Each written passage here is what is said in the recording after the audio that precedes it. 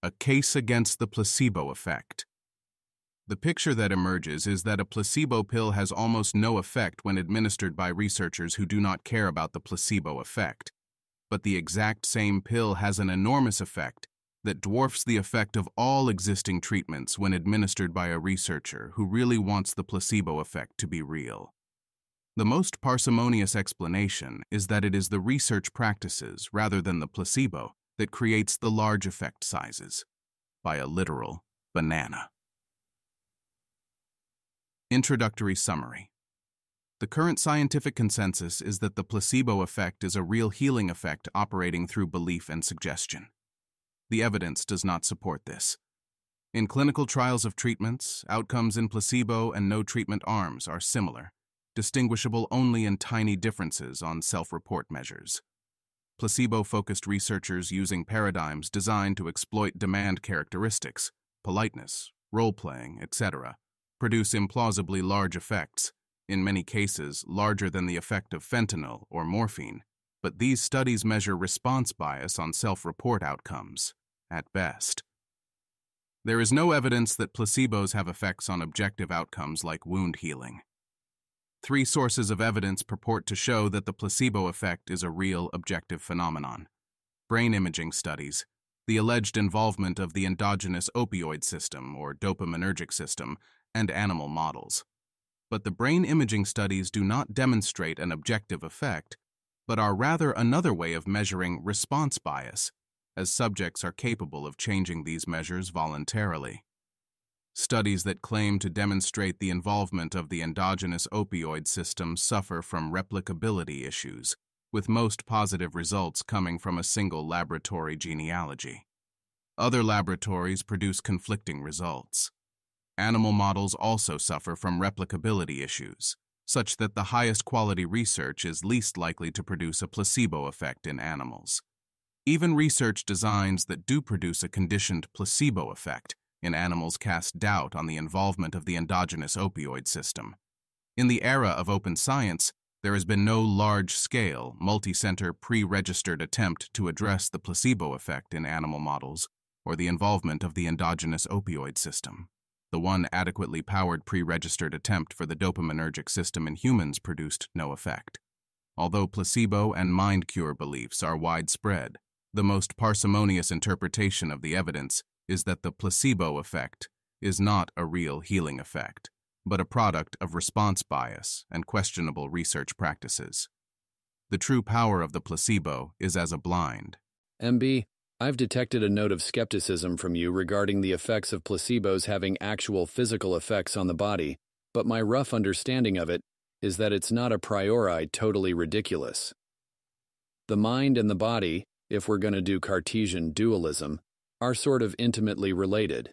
They both have effects on the other. And if you believe something is true, then it's going to have these psychological effects which are going to translate into physical effects at some point, right? ZK, oh no, yeah, I have no skepticism about the placebo effect existing, or like you say, what people expect about things. You know, where else is it going to show up?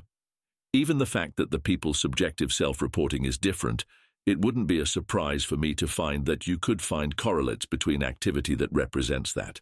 So it's not a huge reach. Matthew Brown and Christopher Cavanaugh, Decoding the Gurus podcast, November 9th, 2023, at about 2 hours, 29 minutes and 25 seconds, speculative punctuation mine. Podcast beginning at 1 hour, 46 minutes, and 60 seconds assigned in Daniel Lakin's Metascience class. The context of the above excerpt is our 2 scholars very politely and decorously tearing apart some sketchy placebo studies.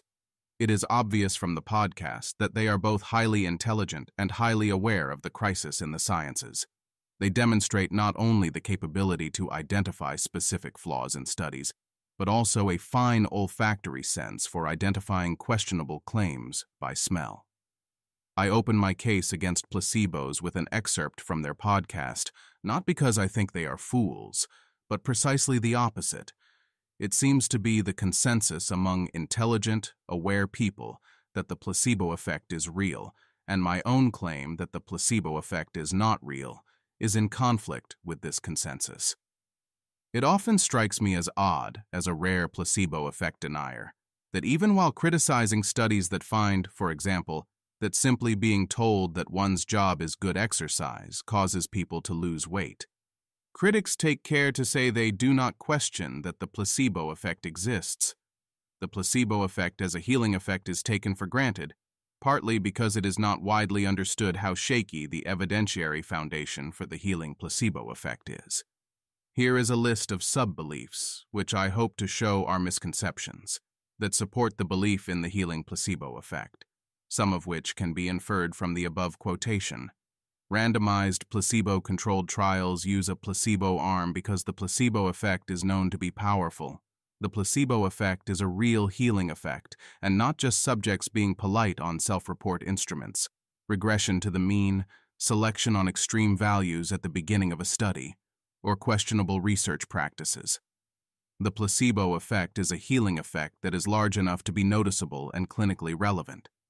The placebo acts not only on subjective states, but also on objective physical outcomes that are measurable by e.g. laboratory tests. We know the placebo effect is objective and not a function of response bias because it causes measurable changes in the brain, for instance measured in the EEG sustained late positive potential. The placebo effect need not be deceptive. It may be evoked with open-label placebos. We know the placebo effect is an objective phenomenon because it involves endogenous opioids, demonstrated by high-quality and well-replicated research in which the placebo effect is abolished with a hidden injection of an opioid antagonist. We know the placebo effect is real because we can induce it in animal models with a conditioning paradigm. Expensive placebos are more effective. Discount placebos are less effective. Properties of the placebo, including the color of the tablet, alter the subsequent placebo effect. Some people are convinced that the placebo effect must exist because they notice when children receive a mild injury, kissing the boo-boo, or perhaps applying a Band-Aid seems to soothe any upset. But I don't think this is a healing placebo effect at all. This is a rational process of people who are new to the world encountering a disturbing situation and going to people they trust with more experience to find out how freaked out they should be. Deciding how upset to be based on contextual information is different from healing. Also, Band-Aids are pretty effective at protecting wounds from being touched, preventing more pain. Receiving a placebo is a communication that conveys, for example, that no further treatment is forthcoming. It can mean anything between "it's okay" and "shut up." Recipients of placebos take this into consideration and may alter their communication in accordance with this, but they do not actually heal. In faith-healing events like revival meetings, believers may throw away their crutches, eyeglasses, or hearing aids, and this voluntary behavior serves as a communication of faith. However, this behavior is not evidence that they no longer need these helping devices, as they may find themselves sheepishly buying replacements when the strong emotion of the meeting has worn off. It's important not to confuse communication strategies with healing, to amuse the mind. It is well known that the placebo has something to do with pleasing, translating as, "I shall please," but it is a bit unclear who is to be pleased. I have sometimes heard that medical students are taught that placebos are given to patients so that they will get better to please their doctors. Dr. J.C. Lettsome, recorded by William Gateskill in the Memoirs of the Medical Society of London in 1795, gives his patient placebos to amuse the mind, implying the patient is the one to be pleased. I suspect that both senses coexisted throughout the past few hundred years. Some doctors, of various levels of respectability, sell placebo treatments because people like them and want to buy them. Others expect placebos to actually work to some degree. In a lecture given in 1953, Sir John Gaddam smears the two meanings together. A placebo may both please the patient and act to cure him through psychological suggestion, but he offers a further distinction which will be relevant in the next section. Such tablets are sometimes called placebos, but it is better to call them dummies.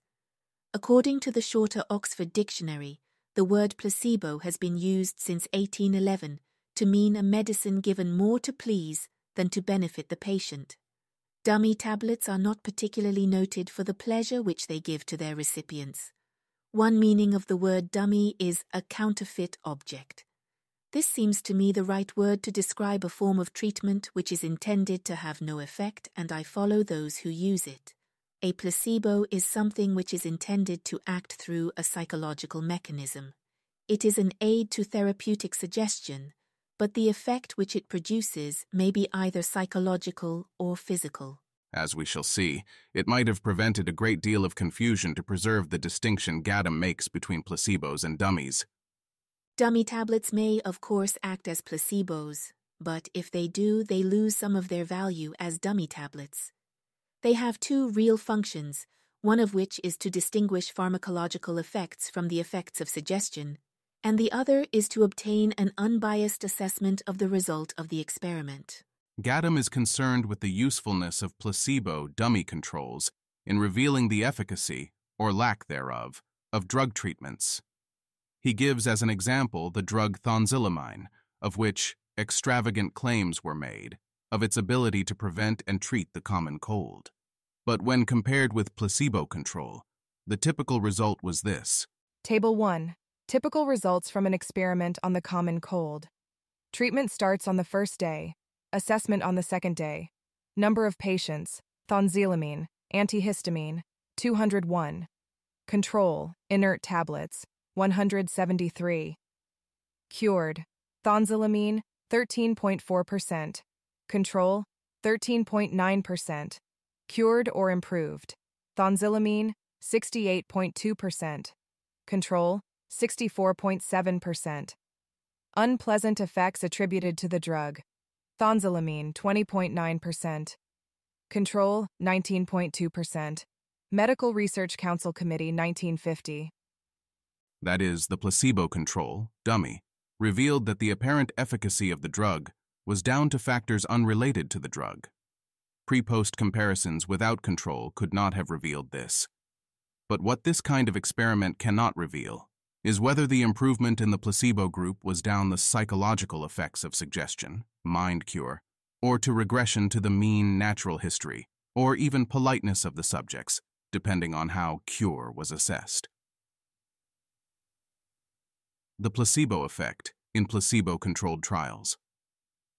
One of the most common misconceptions about placebos is that placebos are used in randomized controlled trials because the placebo effect is known to be a powerful healing effect. This misconception is addressed by Blees et al. In a paper from 2020, Open-Label Placebo Clinical Trials. Is it the rationale, the interaction, or the pill? They distinguish, on the one hand, the placebo response in placebo-controlled trials, in which patients in the placebo arm often actually do get better in a pre-post analysis, a dummy in Gadam's terms, from, on the other hand, the placebo effect, which is the purported healing effect of the placebo. They grant, as I do, that there is a scientific consensus that placebo effects constitute genuine psychobiological events that engage perceptual and cognitive processes to produce therapeutic benefits among patients for a range of self-reported conditions and symptoms. To be clear, I think this is wrong, but I acknowledge that it is the current scientific consensus, unfortunately. But the use of placebos as a control in clinical trials is agnostic to these purported healing effects. The placebo in a placebo-controlled trial exists, for one thing, to ensure blinding, so that any measured effects can be attributed to the treatment, rather than to the hopes and beliefs of researchers.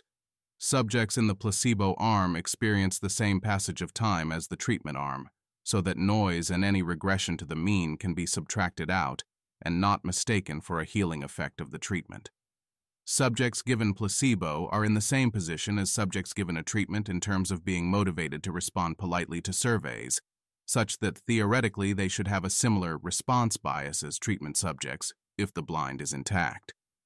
Though note that we should expect them to respond politely, even if they are given an open-label placebo with a rationale for why it is expected to work. If eligibility creep is a factor in which the measurements of subjects at baseline are exaggerated to qualify more subjects for the trial, it should be the same for the placebo and the treatment group. This is why placebo effects sometimes occur on objective outcomes in randomized controlled trials, especially those without a no-treatment arm for comparison, even though placebos only affect self-report measures. For all these reasons, any pre-post improvement in a placebo arm, endpoint minus baseline, is not necessarily attributable to the placebo itself. To measure the effect of placebo, one must somehow design a trial comparing placebo to no treatment. But even then, subjects in the no treatment arm are not given the same motivation to answer politely to surveys. This is among many reasons why some have questioned whether the waiting list is a nocebo control condition.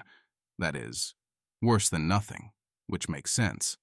Subjects assigned to a waiting list are invited to portray themselves as still in need of help to potentially qualify for the trial, whereas subjects given at least a placebo no longer need to qualify for the trial. Also, researchers doing the rating may encounter subjects coming to the laboratory for treatment or placebo, but may never encounter subjects assigned to the waiting list, threatening the blind. It's impossible to achieve a blind when comparing placebo to no treatment, since the placebo itself is the main method for blinding in the first place. This is the promise behind the paradigm of hidden injection of opioid antagonists, which we shall address in a later section, the powerful placebo.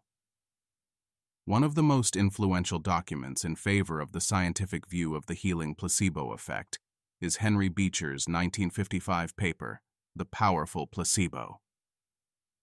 Perhaps we can blame Dr. Beecher for the loss of Dr. Gadam's useful distinction between placebos and dummies, for Beecher, quoting Gadam as I have above, specifically argues that they are the same thing. Both dummies and placebos are the same pharmacologically inert substances, i.e., lactose, saline solution, starch. Since they appear to be differentiable chiefly in the reasons for which they are given, and only at times distinguishable in terms of their effects, it seems simpler to use the one term, placebo, whose two principal functions are well stated in Professor Gadam's last sentence quoted above. Finally, I do not understand how a dummy tablet could be prevented from having a psychological effect that, if pleasing, would make it a placebo. One term seems to fill the bill. If it falls a bit short of precision, perhaps the language will have to grow a little to include the new use. Indeed, that is exactly what happened. Writing in 1955, Dr. Beecher performs what would now be regarded as a rather crude meta-analysis of his own work and that of others. 15 illustrative studies have been chosen at random, doubtless many more could have been included, and are shown in Table 2. These are not a selected group. All studies examined that presented adequate data have been included. Thus, in 15 studies, 7 of our own and 8 from others involving 1,082 patients, placebos are found to have an average significant effectiveness of 35.2%, plus or minus 2.2%, a degree not widely recognized. The great power of placebos provides one of the strongest supports for the view that drugs that are capable of altering subjective responses and symptoms, and do so to an important degree, through their effect on the reaction component of suffering. That is, rather than presenting a modern effect size, he concludes that the pain of 35.2 plus or minus 2.2% of subjects were satisfactorily relieved by placebo, which he later defines as follows. For example, in our pain work, satisfactory relief is defined as 50% or more relief of pain at 2 checked intervals, 45 and 90 minutes after administration of the agent. This is a reproducible judgment patients find easy to make. Each author has been explicit, and some have required even greater success than indicated above.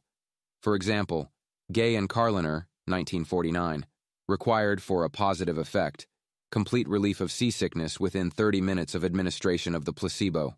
That is a powerful placebo. While Dr. Beecher focuses on altering subjective responses and the reaction component of suffering, he also claims that placebos are effective on objective, physiological criteria. We will return to this claim in a later section. For now, we will introduce 2 of the few placebo skeptics I have encountered, Gunvar Keenly and Helmut Keeney, who in 1997 published The Powerful Placebo Effect, Fact or Fiction, in response to Beecher's claims. Among many other criticisms, some of which we will return to, They take issue with Beecher's reporting of his 15 trials. Beecher misquoted 10 of the 15 trials listed in The Powerful Placebo. He sometimes inflated the percentage or the number of patients, or he cited as a percentage of patients what in the original publications is referred to as something completely different, such as the number of pills given, the percentage of days treated, the amount of gas applied in an experimental setting, or the frequency of coughs after irritating a patient. The main effects of these errors were false inflations of the alleged placebo effect. A multitude of misquotations can also be found in other placebo literature, citations omitted.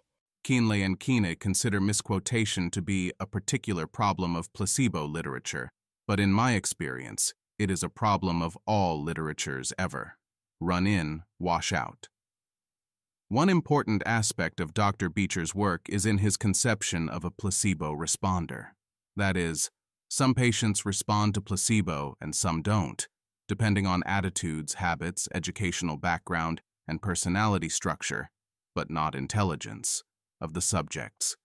Dr. Beecher seems to anticipate the method of placebo washout that was later commonly used in antidepressant trials. That is, to deceptively provide subjects with a placebo said to be an effective treatment for a week or two, and then exclude any subjects who report getting better. He says, as a consequence of the use of placebos, those who react to them in a positive way can be screened out to advantage under some circumstances, and the focus sharpened on drug effects. This is an important prediction that has now been falsified, at least for a well-studied class of drugs purported to be affected by placebo response, antidepressants.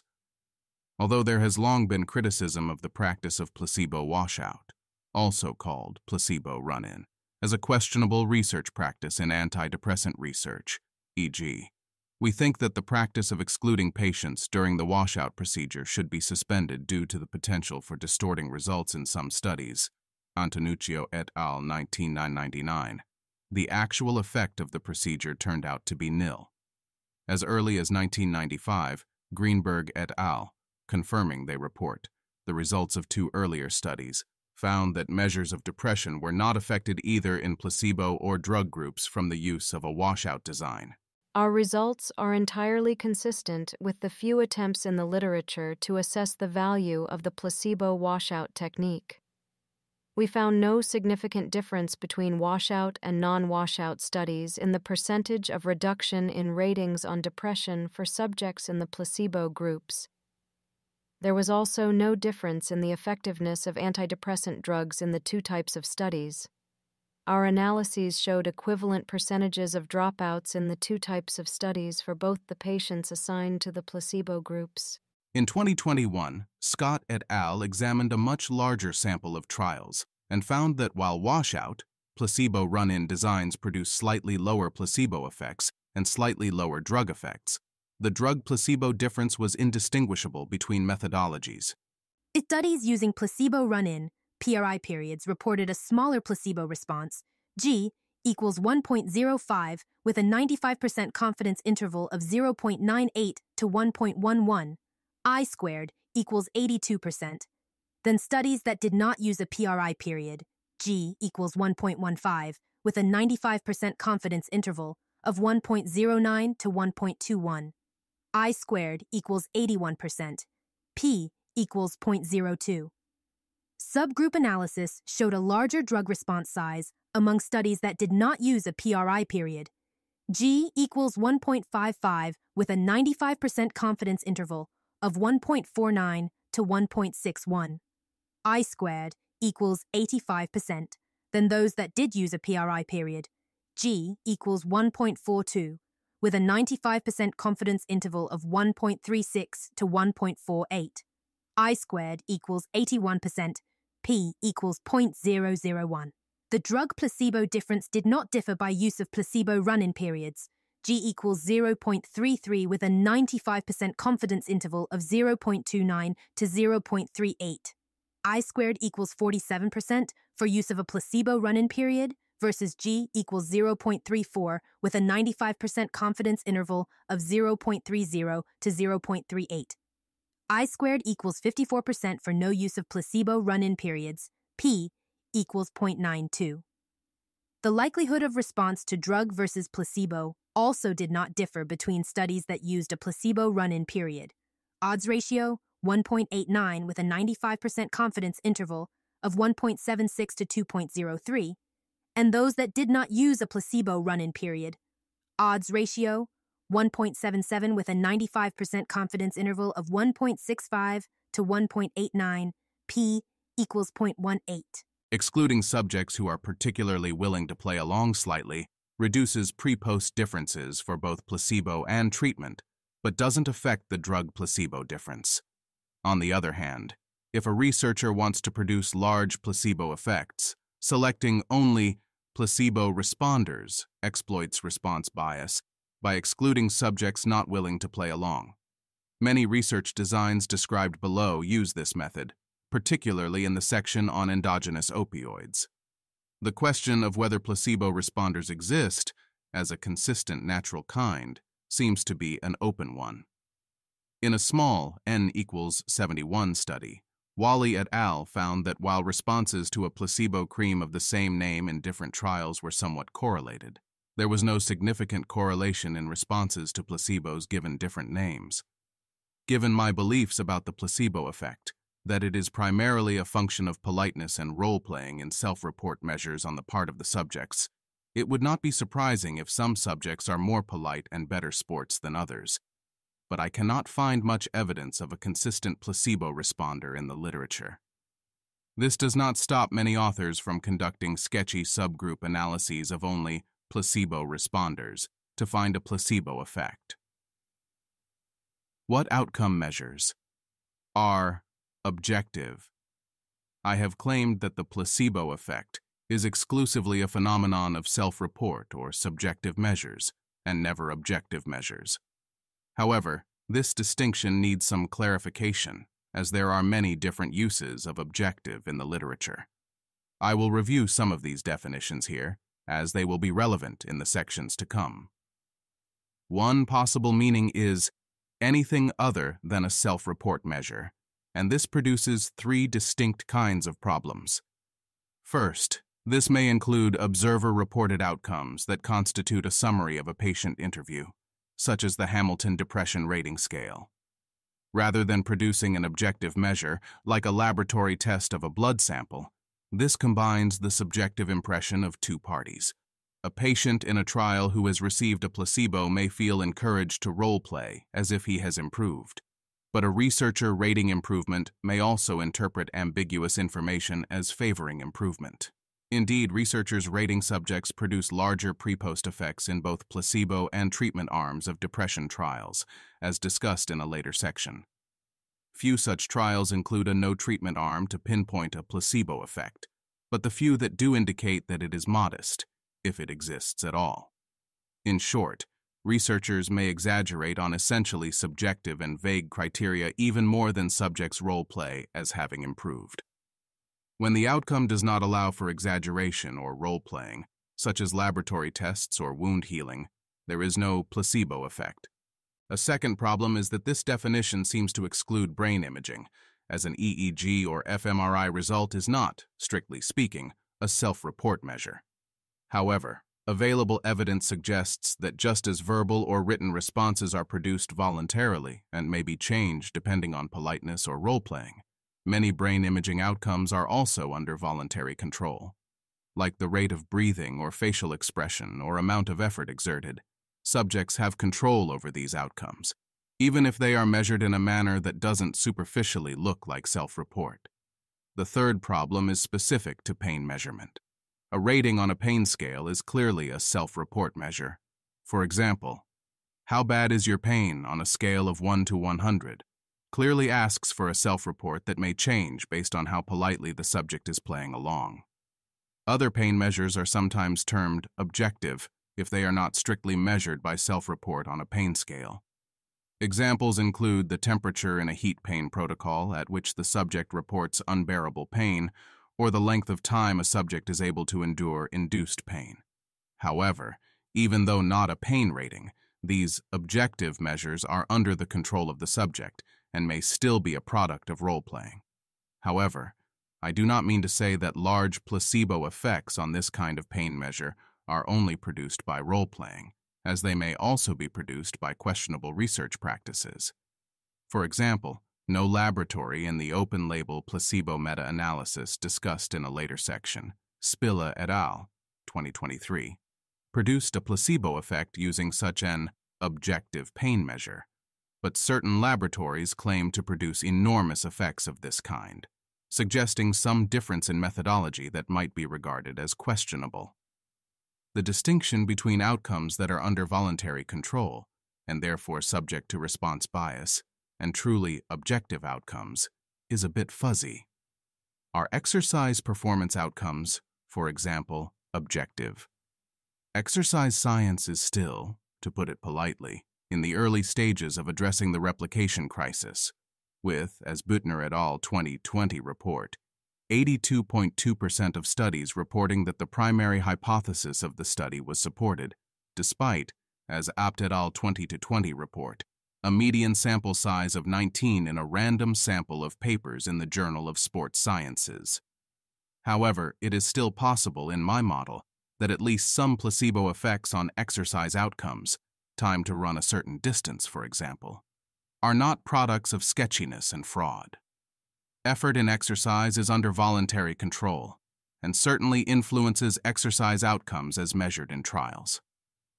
Differential effort, rather than fraud, may even explain placebo effects in studies in which the authors give the subjects a survey about their level of effort and find no difference, as there is no reason to suppose that a survey instrument is a reliable way to retrospectively measure effort during athletic performance. To me, an objective outcome is not under the voluntary control of the subject and unlikely to be manipulated by researchers. Some examples of this kind of objective outcome would be wound healing, laboratory blood or urine tests, or pregnancy. Cognitive tests may also be objective measures, as long as effort is constant, and indeed cognitive tests do not seem to show a placebo effect unless they are produced by the laboratories of known frauds. The issue of the objectivity of outcomes is also relevant to a distinction our placebo skeptics Keinle and Kiney, 1997, make between the placebo effect and the concept of psychosomatic effects. They say, just before noting the uncritical reporting of anecdotes in the pro-placebo literature, there is a class of anecdotal reports in the placebo literature which have nothing to do with placebos, because no placebos were given at all. The purpose of these anecdotes is to demonstrate the possible power of non-specific causes. Beecher himself reported adventurous episodes from the voodoo culture, when supposedly dying people recovered immediately, or when magic rituals brought about the death of apparently healthy people. Another classic example is an anecdote in Stuart Wolf's well-known The Pharmacology of Placebos. A woman with a gastric ulcer could not respond with gastric acid production during provocative tests with even the most powerful secretory drugs. Yet, immediate acid secretion occurred when she was asked about her husband who, as she had just recently discovered, had been sexually abusing her 12-year-old daughter. Wolf used this story to demonstrate the possible range of placebo effectiveness. However, this is misleading. This was an example of a psychosomatic effect, not the effect of placebo application. The example does not show that the mere ritual of giving a pill can be equated with the effect of discovering the sexual abuse of one's daughter by one's husband. it is worth making a distinction between placebo effects and psychosomatic effects.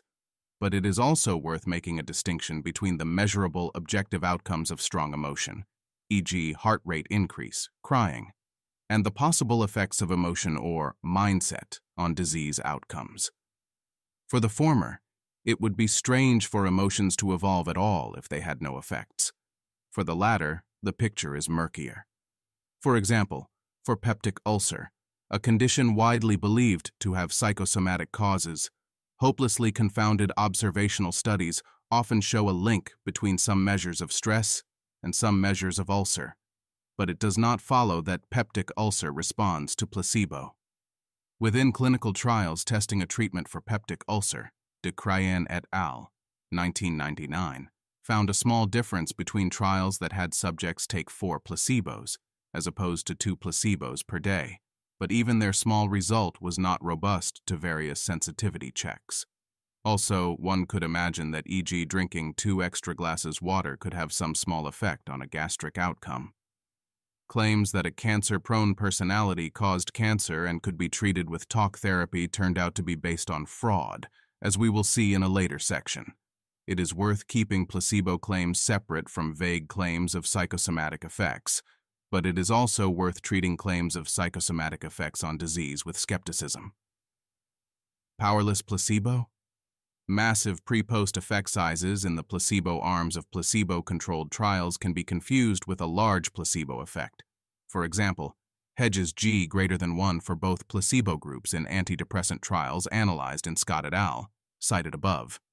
However, any effect of placebo itself must be distinguished from effects from the passage of time, especially in conditions of an episodic nature, and related issues such as inflation of initial scores. A no-treatment or natural history control group can accomplish much of this. Although the inclusion of a no-treatment group won't match effects of politeness and role-playing, response bias, Hawthorne effect, demand characteristics, etc., it goes a long way toward establishing the true effect of placebo. Hrobjartson and Goetsche, 2001, performed a meta-analysis of studies comparing placebo arms to no-treatment arms, updated in 2004 and again in 2010. Their conclusions were surprising to placebo believers. We found no evidence of a generally large effect of placebo interventions. A possible small effect on patient-reported continuous outcomes, especially pain, could not be clearly distinguished from bias. 2004. There are some interesting aspects of this analysis. Consistent with the politeness hypothesis, the authors found a significant, but surprisingly small, effect of placebo versus no treatment on self-reported outcomes. They found no such effect for observer-reported outcomes. They only found a placebo effect on continuous outcomes, and a perfect null for binary outcomes. They generously conclude, "We have no good explanation for the difference between effects of placebo when measured on a binary and on a continuous scale, but continuous scales could be more sensitive to small effects or biases." 2004. The binary outcomes produce one of the loveliest funnel plots I've ever seen, almost perfectly symmetrical with a peak at the null value. 2004. This funnel plot displays the results of 38 clinical trials measuring binary outcomes. The y-axis shows precision, measured as the inverse of the standard error, 1 over SE, ranging from 0 to 25. The x-axis shows the effect size, represented by the log of the relative risk, log RR, on a logarithmic scale from 0.1 to 10. The plot reveals a notably symmetrical distribution of data points centered around a relative risk of 1, indicating no effect. Higher precision studies cluster more closely near the null effect, while lower precision studies display greater scatter.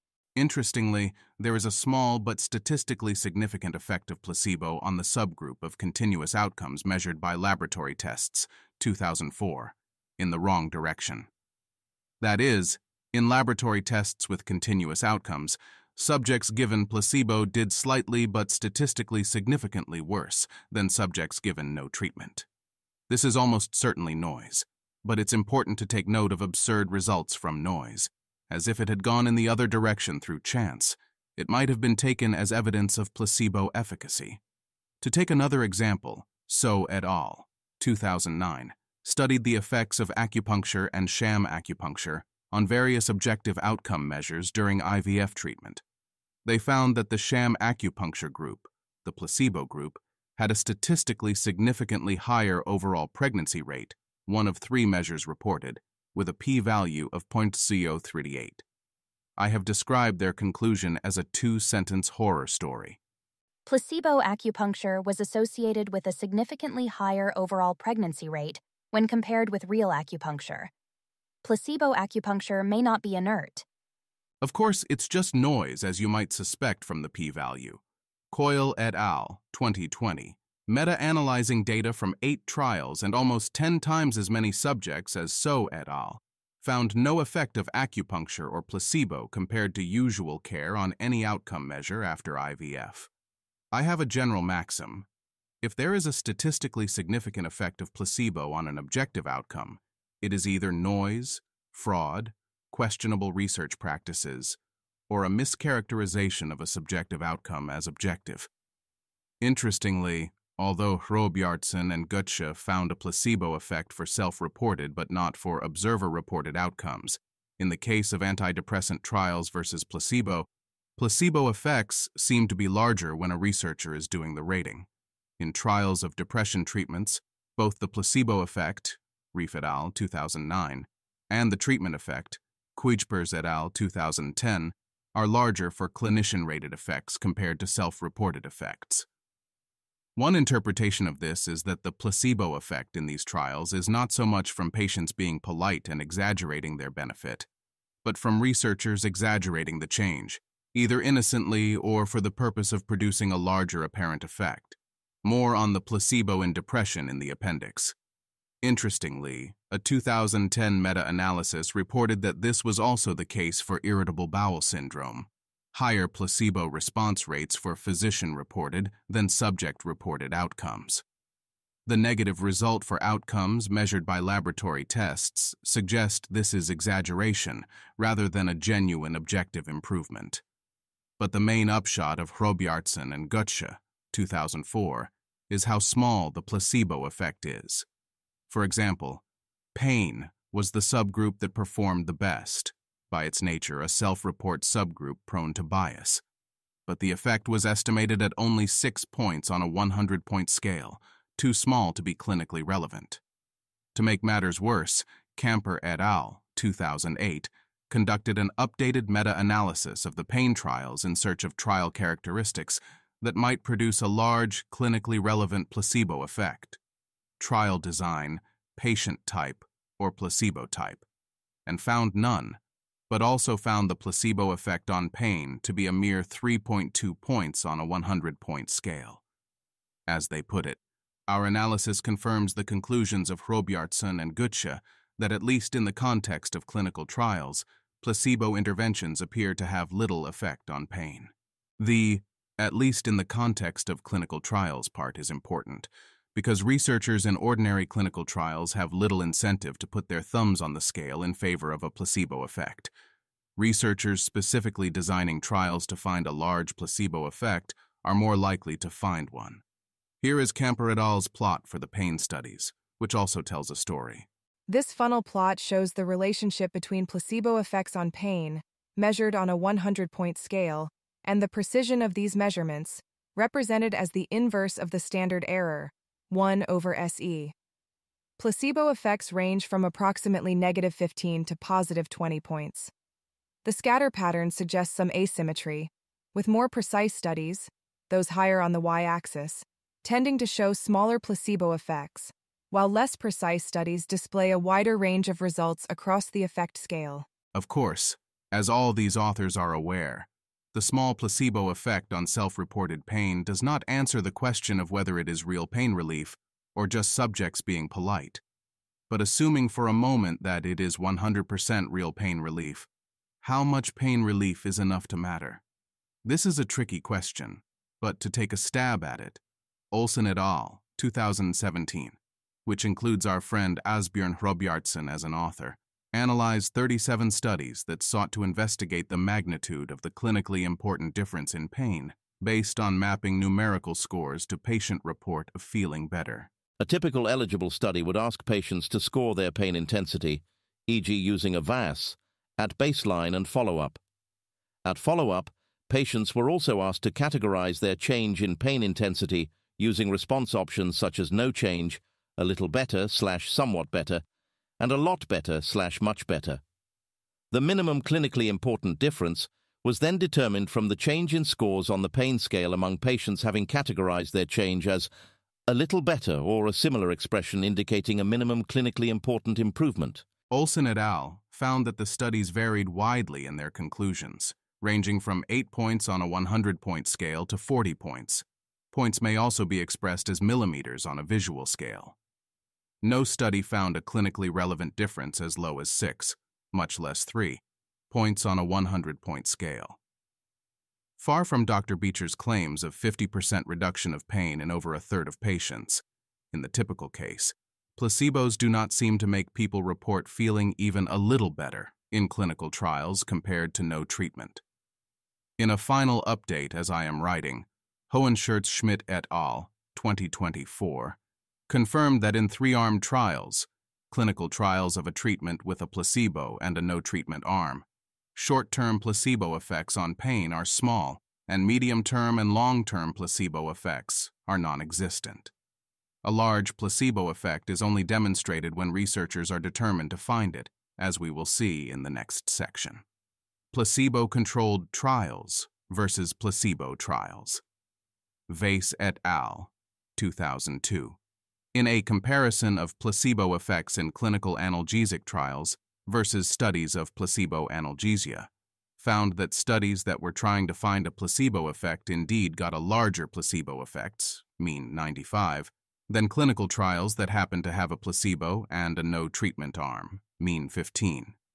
Of the 14 placebo-focused studies they review, 8 were from the laboratories of Levine or Benedetti, discussed in a later section. Hrobjartson and Gutsche raised some methodological issues both with the analysis itself and the studies included in a letter, Unreliable Analysis of Placebo Analgesia in Trials of Placebo Pain Mechanisms, 2003. The funniest one is an issue that still plagues low-quality science to this day. Results from the included studies were summarized as simple, unweighted averages. They also question study quality. 13 out of 14 mechanism studies did not report the method of concealment. The only study of pain mechanism with a clearly concealed allocation of patients reported a minor effect of placebo, Roelofs et al. 2000. Roelofs et al. 2000 is reviewed in the appendix on opioid antagonists.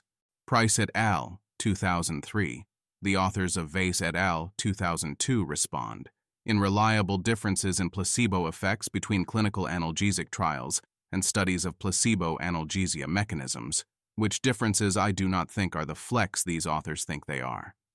They say, admittedly, we did not use a method of weighting studies in order to keep the analyses simple. However, a weighted estimate of D does not change our conclusions, rather it strengthens them. They produce an even bigger result with a weighted analysis. They also say, it is true that we did not have concealed allocation of patients as an explicit inclusion criterion. However, all studies of placebo mechanisms in our analysis included random allocation of subjects, and nothing indicates that the randomization was performed in a way that was clearly not concealed. So in that aspect, inclusion of studies in our meta-analysis was no different from inclusion of studies in Hrobjartson and Gutsche's meta-analysis, 2001. Roelofs et al. 2000 described the randomization procedure in great detail, and they reported a minor placebo analgesia effect. However, there is no evidence that the randomization procedure was related to the magnitude of their reported placebo effect. While Hrobjartson and Gutsche had concerns with the methodology of the meta-analysis, I think the real reason for the difference in effect sizes is the difference in methodologies between the clinical trials of treatments and the placebo-focused studies. It's about study quality and researcher motivation. Proponents of placebo effects claim that designs in clinical trials aren't sensitive enough to detect these enormous placebo effects, and the difference is simply that the placebo-focused trials do a better job of evoking placebo effects. I think this is putting a positive spin on the fact that these placebo-focused trials exploit response bias. Worse, researchers motivated to find a large placebo effect are more likely to engage in questionable research practices in order to produce such an effect. Both factors probably play a role. Pre-registered trials seem to have a particularly difficult time establishing a large placebo effect. Roelofs et al.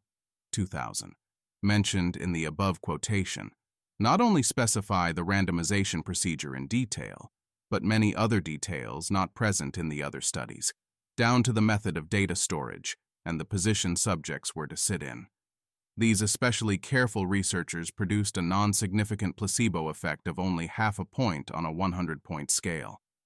As in the rat studies examined below, indications of high research quality seem to correlate with not finding a placebo effect, but high-quality research is so rare that it is difficult to evaluate formally. Since studies specifically seeking to find a placebo effect were the most fruitful for placebo advocates, the analyses continued. Forsberg et al., 2017. In the placebo analgesic effect in healthy individuals and patients, a meta-analysis in the Journal of Psychosomatic Medicine find an absurdly large placebo effect on pain, even larger than those of Weiss et al., 2002. The average effect size was 1.24 for healthy individuals and 1.49 for patients. In the studies with patients, the average effect sizes of placebo treatment were 1.73 for experimentally induced pain and 1.05 for clinical pain. To put these effect sizes into context, Watso et al. 2022 found an effect size of 84 for 5 mg of morphine on experimentally induced pain using a cold pressor test, but no effect of placebo. The same laboratory found an effect size of D equals 1.48 for a 75 microgram dose of fentanyl on the same pain protocol, while again finding no effect of placebo on either objective or subjective measures. Again, researchers who do not have their thumbs on the scales to find a placebo effect do not find one. Placebos in placebo studies are not only more powerful than placebos in controlled trials, they are more powerful than fentanyl. Rather than laughing at these absurd results supporting a powerful placebo effect, many otherwise skeptical people take them seriously, just as they did with behavioral priming studies. Despite being published in 2017, there is no mention of study quality or quality analysis in Forsberg et al.'s meta-analysis, and concerns of publication bias are minimized. Rather than providing evidence of the placebo effect, I think that the difference between effects found when researchers are and aren't motivated to find an effect illustrates the power of questionable research practices and the power of research designs that exploit demand characteristics. We will address the difference in effect sizes between garbage and garbage-out meta-analyses and large-scale pre-registered trials in a later section. On publication bias, Forsberg et al. Say, visual inspection of the funnel plot for the overall effect revealed some asymmetry, indicating a publication bias with too many small sample studies with large effect sizes and too few small sample studies with small effect sizes. Even if there may be some publication bias, the value of the file drawer statistics indicated that at least 7,900 unpublished studies with no effective placebo treatment would be needed to reduce the placebo analgesic effect to a non-significant level. This is considerably higher than the suggested limit, 5 times K plus 10 equals 350/33, and thus it is unlikely that such a large number of unpublished studies with zero findings should exist. This type of analysis has always bothered me, as it seems to assume that studies are always produced honestly, and that the only issue that can happen is that a study is not published. In reality, it seems that a very common problem is massaging studies until they produce a significant result, which is different from honest non-publication. It seems to me that the numbers would look very different if we acknowledge that many of the studies with large, significant results would have been null if, for example, the analysis had been pre-registered and followed. However, when studies are designed to exploit response bias, they may in many cases not even need to mess with their data to produce a result. One study Forsberg et al. Mention is Sharon et al. 2006, which studied 16 subjects with low back pain and reported enormous effects of deceptive placebo on self-reported pain, over 20 points in one group of 8 patients. Interestingly, they only got a big effect for low back pain, compared to basically no placebo effect for a cold pressor test, putting a hand in a bucket of cold water. This is in contrast with the findings of Forsberg et al., who found a much larger effect for experimental pain than for clinical pain like chronic low back pain. Even Sharon et al.'s sample size of 16 should have been enough to detect an effect as large as 1.73, but methodologies vary, and the noise mine is very noisy. After explaining that the enormous placebo effect dwarfs the effect of accepted real treatment methods, as I have noted above regarding morphine and fentanyl, Forsberg et al. Caution. This does not mean that placebo treatment should be the treatment of choice over other evidence-based pain treatments. Most of the included studies in the present meta-analysis were performed in a laboratory, investigating short-term effects of placebo analgesia. Moreover, whereas studies on treatment for pain commonly use a double-blind design, several of the studies on placebo analgesia used a single-blind design, which most likely increased the effect of the placebo treatment. I personally think prescribing placebos to chronic pain sufferers would be cruel, and the fact that people take this idea seriously shows the damage that scientific fuckery can do in the real world, even if it seems harmless, compared to all the fraudulent Alzheimer's research, for example. Placebo effects in studies like these are large because the research is sketchy, not because placebos are effective. Forsberg et al. Add, to our knowledge, there is only one study of placebo treatment of long duration outside of the laboratory. This study showed a large analgesic effect across 50 days of placebo treatment in one patient. Citation omitted. Emphasis mine. This study was Cooper's et al. 2007. Naloxone insensitive epidural placebo analgesia in a chronic pain patient, which interestingly found no effect of an opioid antagonist on the patient's placebo response, an issue discussed in a later section. Subjects involved in an experiment are in a special context very different from everyday life. They are under the impression that the research is important and wish to play the role of a good experimental subject. Demand characteristics reflect a vast repertoire of abilities subjects bring to the experiment. Subjects improvise along with whatever the researchers are up to. Researchers actively trying to find a placebo effect present subjects with a different kind of game to play compared to researchers testing a treatment. Even without manipulating data, it is possible to produce a spurious placebo effect, simply because subjects are willing to play along, interpreting cues from researchers and context to figure out the right way to play. Some methodologies exploit this more than others, but by definition, no study comparing placebo to no treatment is blinded. When talking about scientific-sounding ideas like effect sizes, it is easy to forget what's really going on underneath the numbers. Subjects may be prompted to report on a survey that they feel better, but to interpret this as subjects actually feeling better is often a mistake. The picture that emerges is that a placebo pill has almost no effect when administered by researchers who do not care about the placebo effect. But the exact same pill has an enormous effect that dwarfs the effect of all existing treatments when administered by a researcher who really wants the placebo effect to be real. The most parsimonious explanation is that it is the research practices, rather than the placebo, that creates the large effect sizes. The open-label placebo. Placebos have traditionally been administered deceptively, and the deception was thought to be inherent to the efficacy of placebo. If you weren't told that the pill you were taking was a powerful painkiller, why would you report feeling slightly less pain on a survey? But perhaps you have heard that placebos work even when you know it's a placebo, and even if you don't believe in the placebo effect. This claim comes to us from open-label placebo research.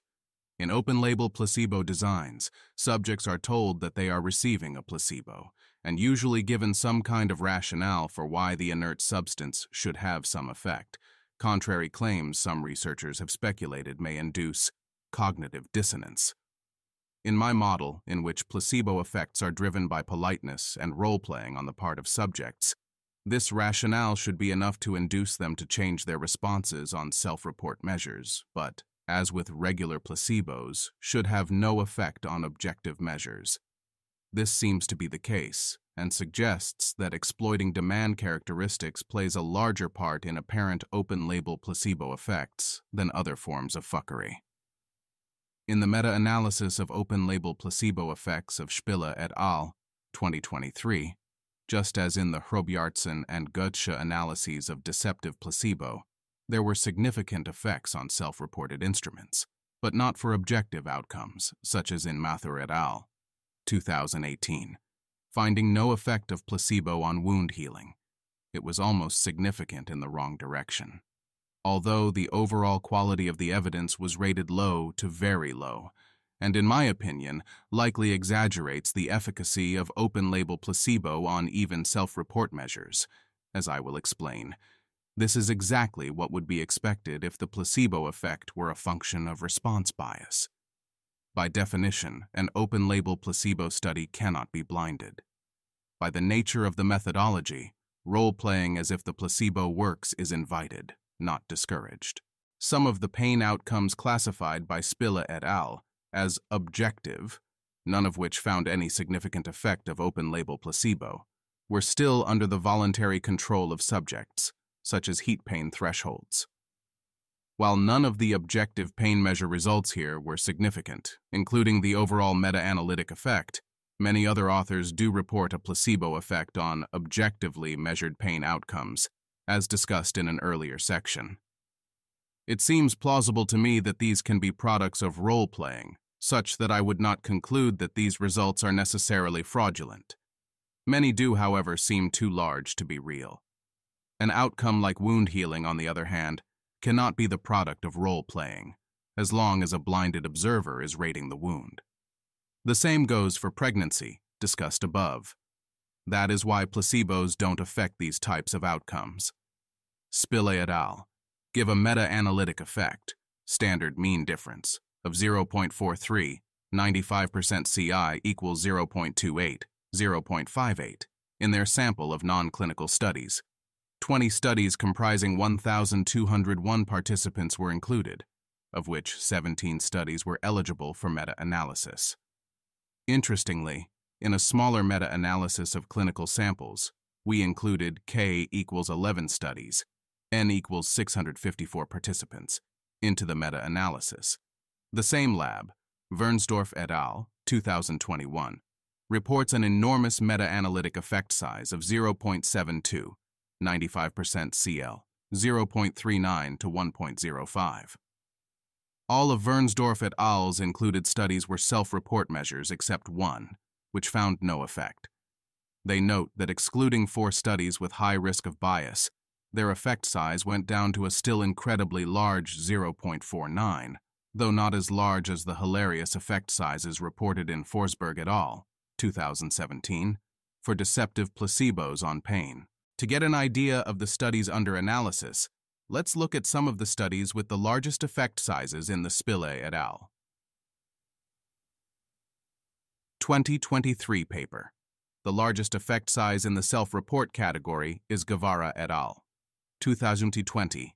Placebos without deception reduce self-report and neural measures of emotional distress, a standard mean difference of a whopping 99 between open-label placebo and no treatment on self-reported emotional distress while viewing scary pictures, over twice the effect reported by Sheenley et al. 2023, discussed in the next section in a pre-registered trial.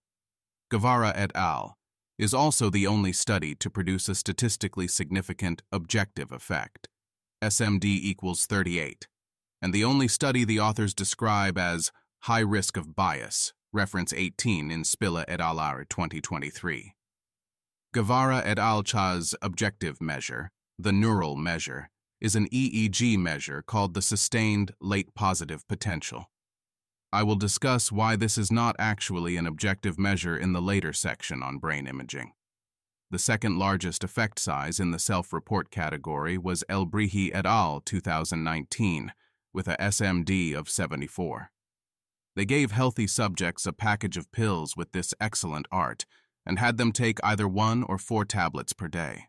The image shows 2 prescription labels for Placebax oral placebo capsules with identical branding and prescription numbers, but different dosing instructions. While the left label indicates a quantity of 6 capsules to be taken once daily with water, the right label shows a quantity of 24 capsules to be taken as 4 per day, 2 in morning and 2 before bed. Their subjects gamely reported feeling much better on various self-report well-being measures, although there was no dose-response relationship for the placebo. Brasher et al. In 2022 attempted to replicate this result, open-label placebo effects on psychological and physical well-being. a conceptual replication study, but the replication attempt failed. Unfortunately, their study was reported too late to be included in the Spilla et al. Meta-analysis. They also used cool art. The image shows two amber-colored glass medicine bottles, one with and one without a blue label reading Placebo, alongside a close-up of the product packaging label, which indicates it contains 5 tablets weighing 3.8 g. The packaging utilizes a minimalist design with a bright blue background and includes standard pharmaceutical information like a barcode and expiration date. Interestingly, one of the polite reasons they give for possibly not replicating the results of El Brihi et al.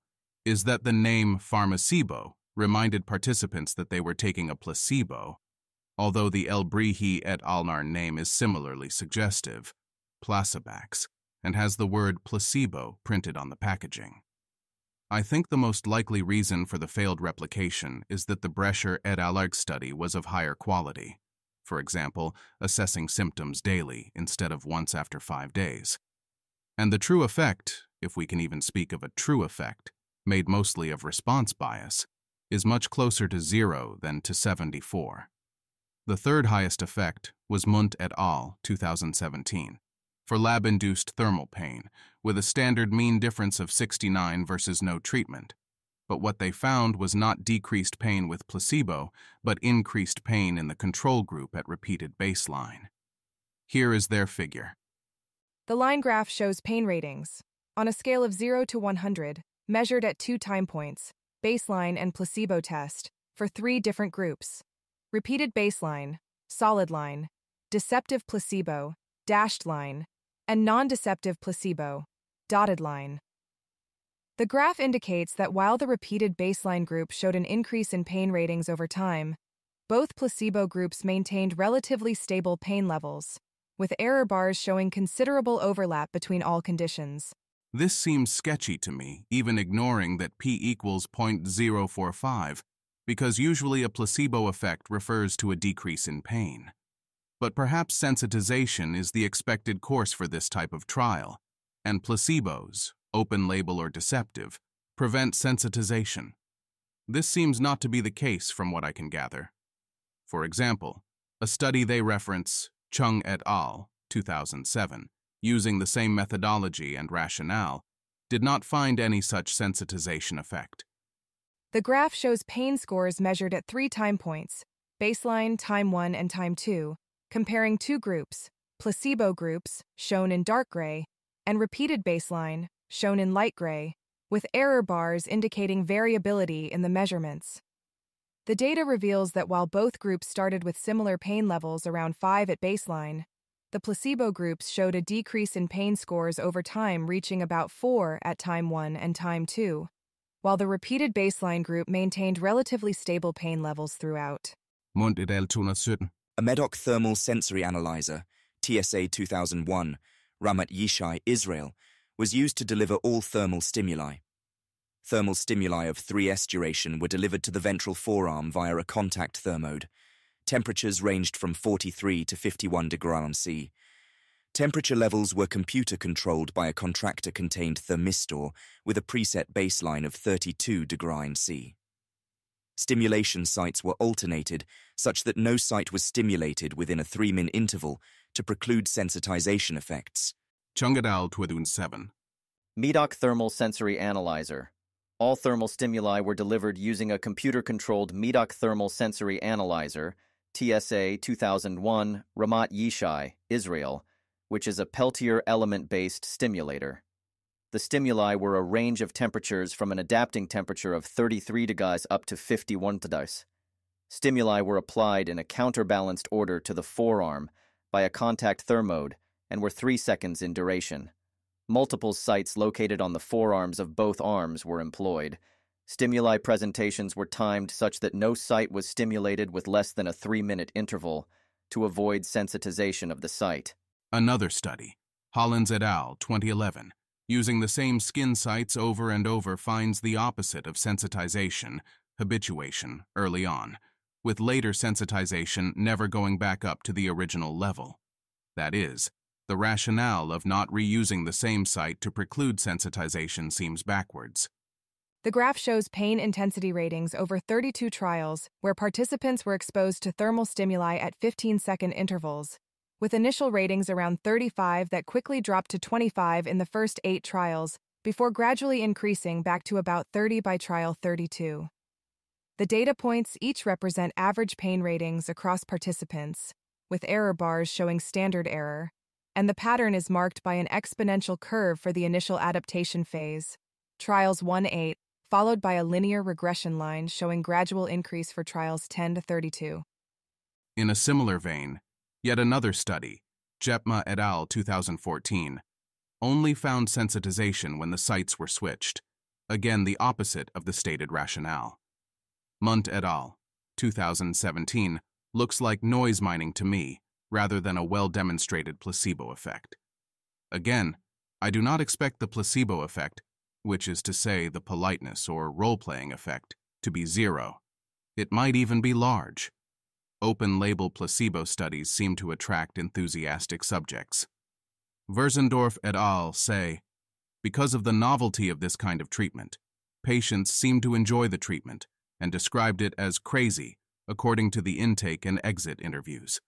They also say, the risk for the so-called time lag bias is also comparatively high, due to the early state of research in this field. This bias indicated that trials with negative results are published with some delay. I think that is probably optimistic, given the enormous effects reported in Forsberg et al. 2017, since deceptive placebo research is a more mature field, while time lag bias was prescient with regard to Brescher et al. 2022 and Schienle et al. 2023, Benedetti et al. 2023, discussed in a later section, produced an enormous open-label placebo effect of 4 points on a 10-point scale. In my opinion, the most likely reason for large open-label placebo effects, as with regular placebo effects, is study sketchiness.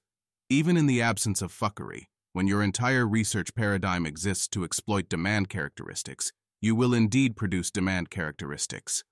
The placebo and the brain.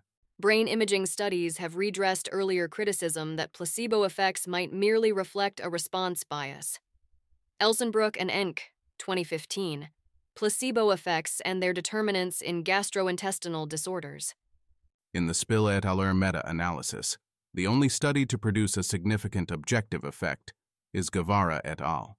2020. These authors find a significant difference between open-label placebo and no treatment on an EEG measure. The late positive potential, specifically the sustained late positive potential measured at between 1 and 6 seconds from the stimulus, when subjects view scary pictures. This is their money shot. The graph shows EEG amplitude measurements over time, 0 to 6,000 milliseconds, comparing a control condition, black line, and a non-deceptive placebo condition, gray line, with a highlighted sustained LPP region starting around 1,000 milliseconds. Both conditions show similar initial negative peaks before 1,000 milliseconds, but then diverge significantly during the sustained period, with the control group maintaining a higher amplitude around 3 microvolts while the placebo group's response gradually decreases to around 1 microvolt. They say, importantly, these results show that non-deceptive placebo effects are not merely a product of response bias. The problem here, I think, is that their objective measure is in fact entirely possible to produce through response bias. Consider a survey that a subject has filled out. Is this an objective measure? It's written on paper, or typed into a computer, and can be viewed by a neutral observer. But we wouldn't call it an objective measure, because it is produced through the voluntary behavior of the subject. Many authors find that the sustained late positive potential can be influenced intentionally and voluntarily on the part of the subject. Moser et al. Board 2014 find that when subjects are looking at scary pictures, the practice of voluntary cognitive reappraisal, participant should imagine that the pictured scene improved and to think of the image in a more positive light so as to decrease the intensity of their negative emotions, can significantly affect the late positive potential in the exact same way. The image shows ERP, event-related potential, Waveforms comparing look negative versus reappraise negative conditions at frontal and parietal sites with distinct temporal windows marked by dotted lines. Accompanying topographical heat maps on the right display the difference between reappraisal and look conditions, showing a frontal positivity, red, and parietal negativity, blue, during their respective time windows. Wang et al., 2024, make a similar finding, watch versus reappraisal conditions. The graph shows late positive potential, LPP, amplitude measurements over time, comparing 4 different conditions: reactive watch negative, reactive reappraisal negative, proactive watch negative, and proactive reappraisal negative, with measurements extending from negative 200 milliseconds to 5,000 milliseconds. The plot reveals an initial sharp peak around 250 to 500 milliseconds for all conditions, followed by diverging patterns where the watch conditions, shown in blue, maintain higher negative amplitudes compared to the reappraisal conditions, shown in orange, with a notable gray-shaded area around the 2,000 millisecond mark. Studies find similar magnitudes of difference between late positive potential responses for voluntary cognitive reappraisal, as Guevara et al. Found for open-label placebos. On the self-report side, cognitive reappraisal might be regarded as a kind of maximal control for response bias, since researchers essentially ask subjects to decrease their ratings voluntarily. In a pre-registered trial, Shinlei et al., 2023, gave their cognitive reappraisal subjects an instruction to voluntarily change how they reacted to scary pictures. Participants were instructed to apply the strategy of cognitive reappraisal in the picture viewing task by imagining that the shown situations and objects are not real, but created by a special effects artist for a Halloween movie. The authors, of course, found regions of interest in fMRI data, both overlapping with open-label placebo subjects and distinct. But more interesting was the effect on subjective ratings of disgust for the pictures. Compared to the disgust ratings of the passive viewing group, the open-label placebo group showed an effect of D equals 0.39, much smaller than Guevara et al.'s finding of 0.99, whereas the cognitive reappraisal group showed a massive D equals 1.02 reduction in disgust ratings. While the open-label placebo design is subtly suggesting that participants portray themselves as less disgusted, or perhaps less pained or depressed or allergic, directly asking people to portray themselves as less disgusted seems to be much more effective in changing survey responses. If brain imagine measures are generally considered objective and not under voluntary control, this seems to imply that people do not have voluntary control over their own brains. I am not sure what metaphysical model this claim is working with, but some brain responses may be under more voluntary control than others, as demonstrated with the late positive potential. This may also be true of fMRI results. In a large meta-analysis, N equals 603 participants, of individual participant fMRI data, Zunhammer et al., 2021, find a small, G less than 0.2, but statistically significant difference in pain-related brain activity, as compared to the matched control conditions, when combining patient data from both conditioning and suggestion, deceptive placebo studies. Since they found no difference between conditioning paradigms and normal placebo designs, I won't go into the distinction here, but will present it in the section on animal models. The placebo effect in the brain, as revealed by fMRI, seems to be scattered around an assortment of different brain regions, with one notable exception.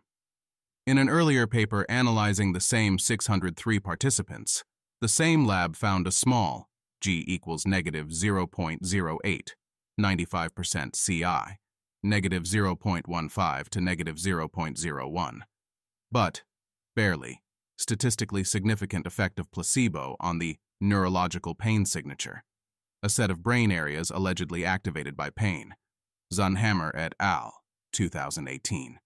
In a conservative analysis removing studies rated at high risk of bias, the magnitude of the effect was even smaller, and the 95% CI included 0, G equals negative 0.07, 95% CI, negative 0.15 to 0.00.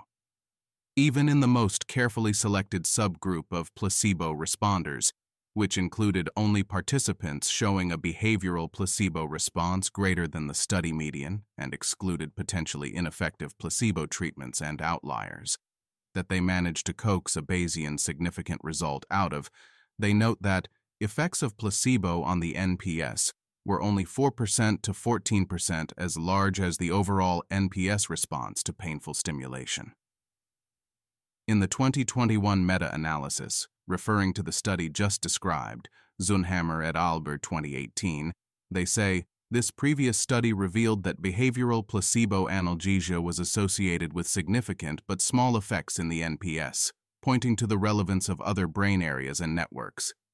However, in Botvinnik-Nezer et al. 2024, placebo treatment affects brain systems related to affective and cognitive processes, but not nociceptive pain. A study from still the same lab with almost as many, N equals 392 participants, and a pre-registered analysis, no placebo effect on the NPS could be detected. They report that placebo did not decrease pain-related fMRI activity in brain measures linked to nociceptive pain, including the neurologic pain signature, NPS, and spinothalamic pathway regions, with strong support for null effects in Bayes factor analyses. So whatever is going on with placebo effects on the brain, the one set of areas it doesn't seem to involve is the set of areas associated with pain perception. The authors conclude, our results indicate that cognitive and affective processes primarily drive placebo analgesia. I am just an ignorant banana, but to me the small effect of placebo on fMRI data almost everywhere but the pain-activated areas suggests that, similar to the late positive potential in EEG, it could be a matter of measuring voluntary effects, or cognitive and affective processes. Interestingly, Spille et al. 2023 seem surprised that they do not get a significant result for objective outcomes from open-label placebo.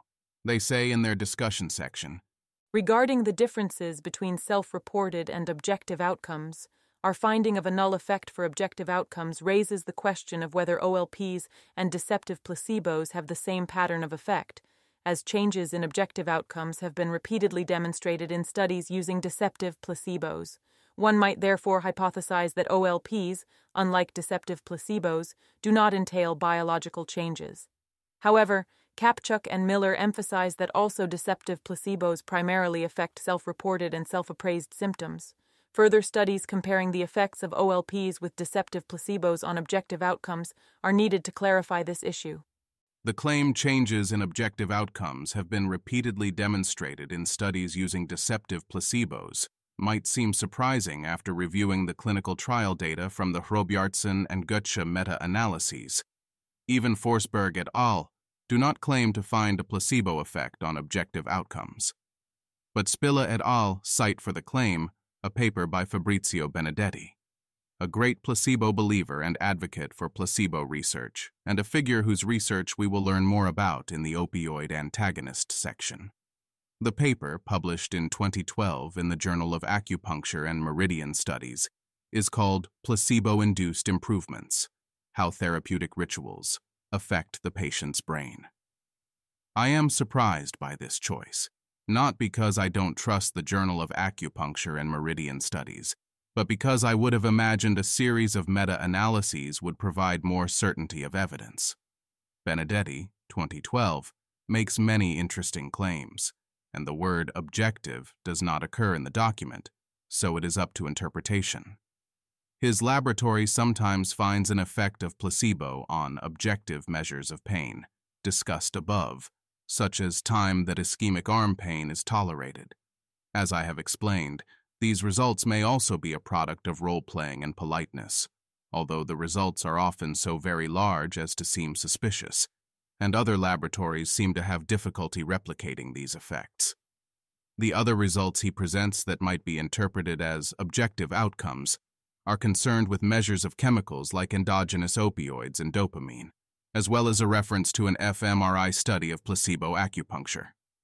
This is a major focal point of placebo belief, particularly the claim that we know the placebo effect is an objective phenomenon because it involves the release of e.g. endogenous opioids, and we can abolish the placebo effect with a hidden injection of e.g. opioid antagonists. I will review the evidence for these claims in the next section. Opioid antagonists and friends. One of the most understandable bases for the placebo belief is the idea that the placebo effect is objective and measurable, and not response bias or woo, because it is based on endogenous opioids or similar chemicals, perhaps dopamine, and we can experimentally extinguish the placebo effect by giving a hidden injection of an opioid antagonist like naloxone. This cannot be response bias, because subjects are not aware of whether they are receiving naloxone or saline, and their subsequent pain ratings differentiate the two. This offers the promise of a truly blinded demonstration of a placebo effect. This idea stems from the work of two important figures: John Levine, the pioneering neuroscientist who, along with co-authors Newton Gordon and Howard Fields, invented the idea, and their former student, Fabrizio Benedetti, referenced in the last section. Almost all of the research confirming the effect comes from these two sources, and other laboratories have found it difficult to reproduce these results.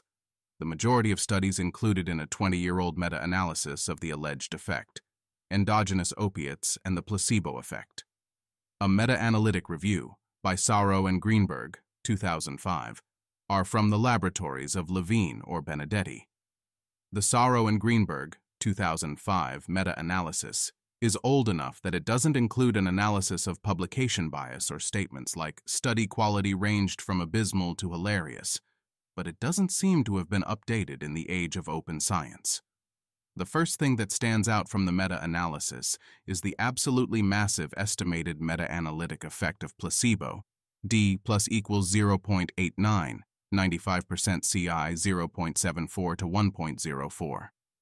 This is even larger than the effects reported in the open-label placebo meta-analyses of various outcomes, which in turn were so much larger than the estimate of 0.28 from Hrobjartsson and Gutsche on self-reported pain, though again still not as large as the estimates in Forsberg et al. 2017, with which it has many overlapping studies. These researchers have access to very powerful placebos indeed. Some subgroup effects are even larger, with the largest being D plus equals 1.23 for the placebo effect on tourniquet-induced ischemic pain. The meta-analytic effect of naloxone in reducing the placebo effect is almost as massive, at D plus equals 0.55, 95% CI 0.39 to 0.72. Note that naloxone no longer abolishes or extinguishes the effect, but merely reduces it somewhat in this analysis.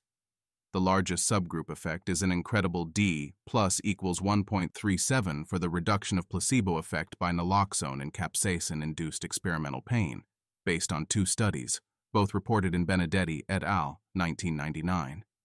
Of the 12 papers included in the meta-analysis, 7 have Levine or Benedetti as an author, and all 7 of those produce positive results supporting all hypotheses. This is a bit surprising, since quick use of a couple of internet calculators suggests that to detect an effect size of 55 at 80% power would require a sample size of at least 84 subjects with 42 in each arm, assuming a one-tailed hypothesis.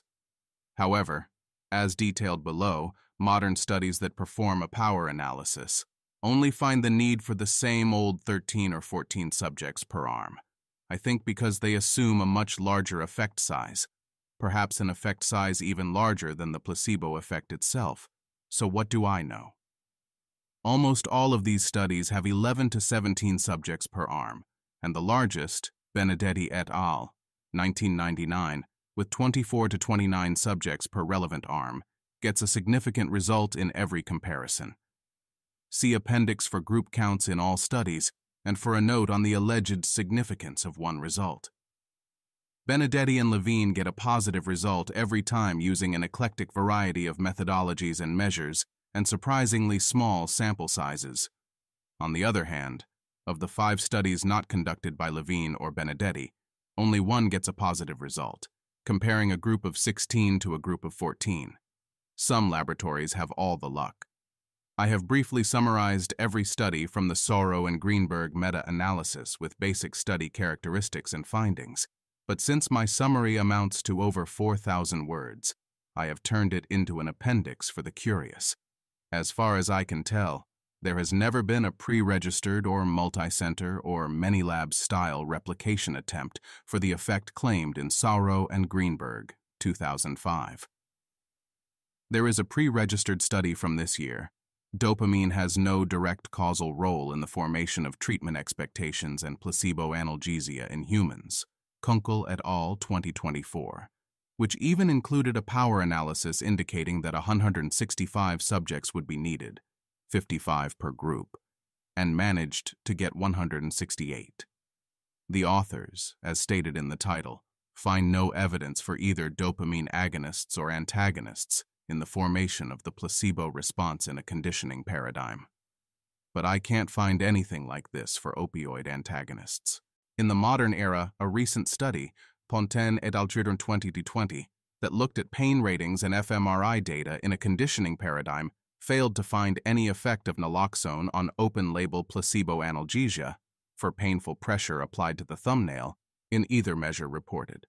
They performed a power analysis that justified a small sample size. An a priori power analysis was performed to determine the sample size required to detect a pain cue effect, n equals 13, based on a previous dataset with similar design.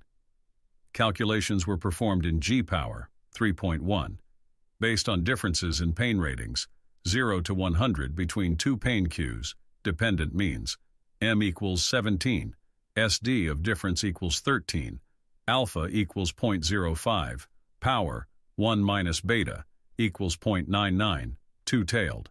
Benedetti et al., 2023.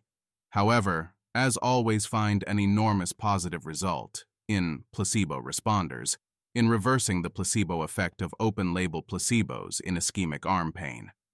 They also perform a power analysis justifying an almost identical sample size. An a priori analysis of power and sample size was performed regarding the expected difference between saline, group 6, and naloxone, group 7. A sample size of 13 was calculated by setting the desired power at 0.8, p at 0.05. The expected difference between naloxone and saline at 1 or 2, and the expected variability at 1 or 2 standard deviations. Therefore, we decided to test a sample of 14 subjects for group 6 and 14 subjects for group 7. What could explain the differing results? The pain stimulus was different between the two studies, so perhaps only the placebo effect in ischemic arm pain is affected by naloxone. Pontaine et al. Did not select their subjects on the basis of being in the dubious group of placebo responders, although they did demonstrate a conditioned placebo effect, while Benedetti et al. Did. Pontaine et al. Recruited subjects based on an advertisement, whereas Benedetti et al. Recruited students and employees at the university and laboratory where the study was conducted. Pontaine et al. Used a conditioning paradigm, and Benedetti et al. Used a suggestion paradigm, but Amanzio and Benedetti, 1999, discussed in appendix, previously claimed to demonstrate the effect with a conditioning paradigm with similar group sizes. It's interesting to look at the Benedetti lab results for deceptive placebo back in 1996. This graph shows pain intensity ratings over time comparing two groups, one receiving saline throughout, open circles, and another receiving saline followed by naloxone, filled circles, with both groups showing initial pain reduction after the first injection at 5 minutes. After the second injection at 15 minutes, the naloxone group's pain intensity significantly increases compared to the saline group, with statistical significance p less than 0.003 and p less than 0.001, noted around the 35 to 40 minute mark. The effects of naloxone versus saline amount to less than 2 points on a 10-point scale, and occur mostly 20 to 25 minutes after injection of naloxone in the 1996 deceptive placebo study. On the other hand, the open-label naloxone results from 2023 are larger and occur much earlier. The placebo effect of deceptive versus open-label placebo appears almost identical in magnitude, absolutely massive, but occurs earlier in the 2023 study. Naloxone causes pain ratings to return to baseline much earlier, too, and pain goes up beyond baseline, even though in 2023 the hand squeeze device required less pressure to close, 5 kilograms versus 6.5 kilograms, and they used a lower cuff pressure to induce ischemia, 200 versus 250 millimeters of mercury. The graph shows pain intensity measurements over 27 minutes comparing placebo responders and non-responders, where subjects received either saline or naloxone through an open-label injection at the start and a hidden injection around the 9-minute mark. The data reveals that placebo non-responders maintained higher pain intensity throughout the experiment, while placebo responders who received naloxone showed an increase in pain intensity after the hidden injection, eventually approaching the non-responder levels. It is surprising that naloxone would be so much faster and more effective at reducing the effect of an open-label placebo compared to a deceptive placebo. In both cases, the relevant groups were constructed of placebo responders, and the experiment was started when a pain rating of 7 was reached. Benedetti et al., 2023, as in all their studies, find no effect of naloxone on pain in the absence of a placebo effect to abolish. A recent meta-analysis, Jensen 2021, found a small effect, G equals 0.23, of naloxone on pain in general, but the author notes that there was considerable heterogeneity present, and due to reporting bias in the literature, the size of this effect may be overstated. It seems odd that if the endogenous opioid system is involved in pain perception, that opioid blockade should have such a small and unreliable effect with regard to various kinds of pain and pain modulation, yet somehow specifically act to reduce the placebo effect. This will be expanded on later in this section. Just recently, Dean et al., 2024, published a pre-registered study on the effects of naloxone on placebo analgesia, sham mindfulness, in men and women. With a similar sample size, 15 per group, they found an effect in men, but not in women, contrary to both Pontaine et al.'s years 2020, whose subjects were all men but did not get a result, and Benedetti et al., 2023, who found no difference between men and women. In the female subjects in Dean et al., 2024, naloxone actually increased their placebo analgesia, though not significantly. They found a much higher placebo effect in men than in women, contrary to the common finding in both randomized controlled trials and placebo experiments that there is no difference, e.g., Enck and Klosterhalfen, 2019. The hypothesis that researchers are still mining noise cannot be rejected. I turn now to a 2015 systematic review, examining more studies on the effect of naloxone on pain modulation in various contexts, and visit some contemporary research in this area to investigate the foundations of this alleged effect. The review is Endogenous Opioid Antagonism in Physiological Experimental Pain Models, a systematic review by Werner et al., 2015. These authors are not simply focused on the placebo effect, but on the effects of naloxone-type drugs on various types of experimental pain and pain reduction, or increase. They lead their conclusion with a quotation from a 1978 study by Grevert. The consistent failure to find an effect of naloxone on experimental pain in humans suggests that endorphin release did not occur during these procedures. Werner et al. Conclude. This systematic review on endogenous opioid antagonism in physiological experimental pain models concludes that naloxone appears to have a demonstrable and relatively reliable effect in stress-induced analgesia in all 7 studies, and repetitive transcranial magnetic stimulation in all 3 studies. In all other pain models, both naloxone and naltrexone demonstrate a variable and unreliable effect. Not a very reassuring conclusion. This review looks at studies that attempt to manipulate pain in various ways, either inhibitory, decreasing pain, as with placebo, or sensitizing, increasing pain, as with nocebo, and measure whether naloxone has any effect on the pain ratings. For example, in the 7 stress-induced analgesia studies mentioned positively in the conclusion, all published between 1980 and 1986, subjects are subjected to pain after being stressed out by being made to do math problems or a public speaking task. After this treatment, but not after control non-treatment, they report lower levels of pain.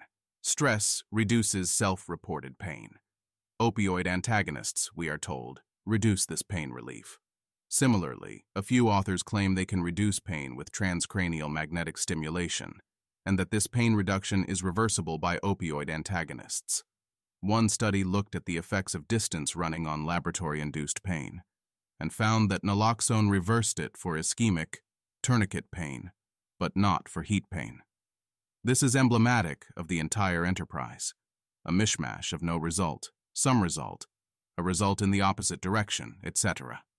Other studies examine whether naloxone-like drugs affect pain ratings, thresholds, and sensitivity in general, again with widely varying results. One body of research focuses on the inhibition of pain with more pain, of a different type or in a different area, such as having 1 foot in a bucket of freezing cold water while experiencing laboratory-induced heat pain on your arm. This is called conditioned pain modulation, CPM. Does naloxone reduce this modulation? One study, King et al. 2013, produces a summary of studies that perfectly encapsulates the research paradigm, in both sample size and variability of results. This table summarizes 5 scientific studies examining how naloxone, an opioid antagonist, affects conditioned pain modulation, CPM, showing varying sample sizes from 6 to 46 participants and different experimental pain conditions.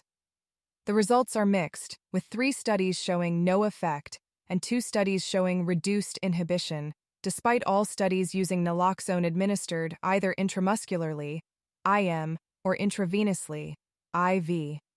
In this paradigm and others, the studies are all over the place, revealing no consistent effect of opioid antagonists on pain or pain modulation, except where exogenous opioids are concerned, which they do seem to effectively and reliably reverse, just as they seem to cure people who are overdosing.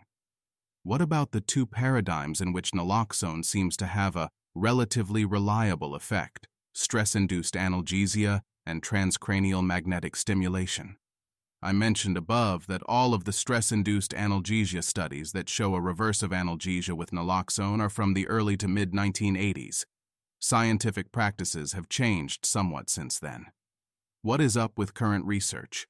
A study from 2022, Al-Absi et al., 2021, got a small effect at p equals 0.04, the cursed value, for reduction of stress-induced analgesia on a cold pain test. Subjects had to hold their hands in a bucket of freezing ice water slurry as long as they could stand. But they found no effect in a heat pain paradigm, thermal stimulation device, and Breuil et al., 2022. Same lab, replicated the null result for the heat pain paradigm. Apparently, the involvement of endogenous opioids in stress-induced analgesia is not so relatively reliable. As for the 3 transcranial magnetic stimulation studies, it is possible that TMS is somehow the only method of reducing pain that is reliably blocked by naloxone. But I think that is unlikely, as TMS is one of the fakest areas of research outside of PSI and telekinesis.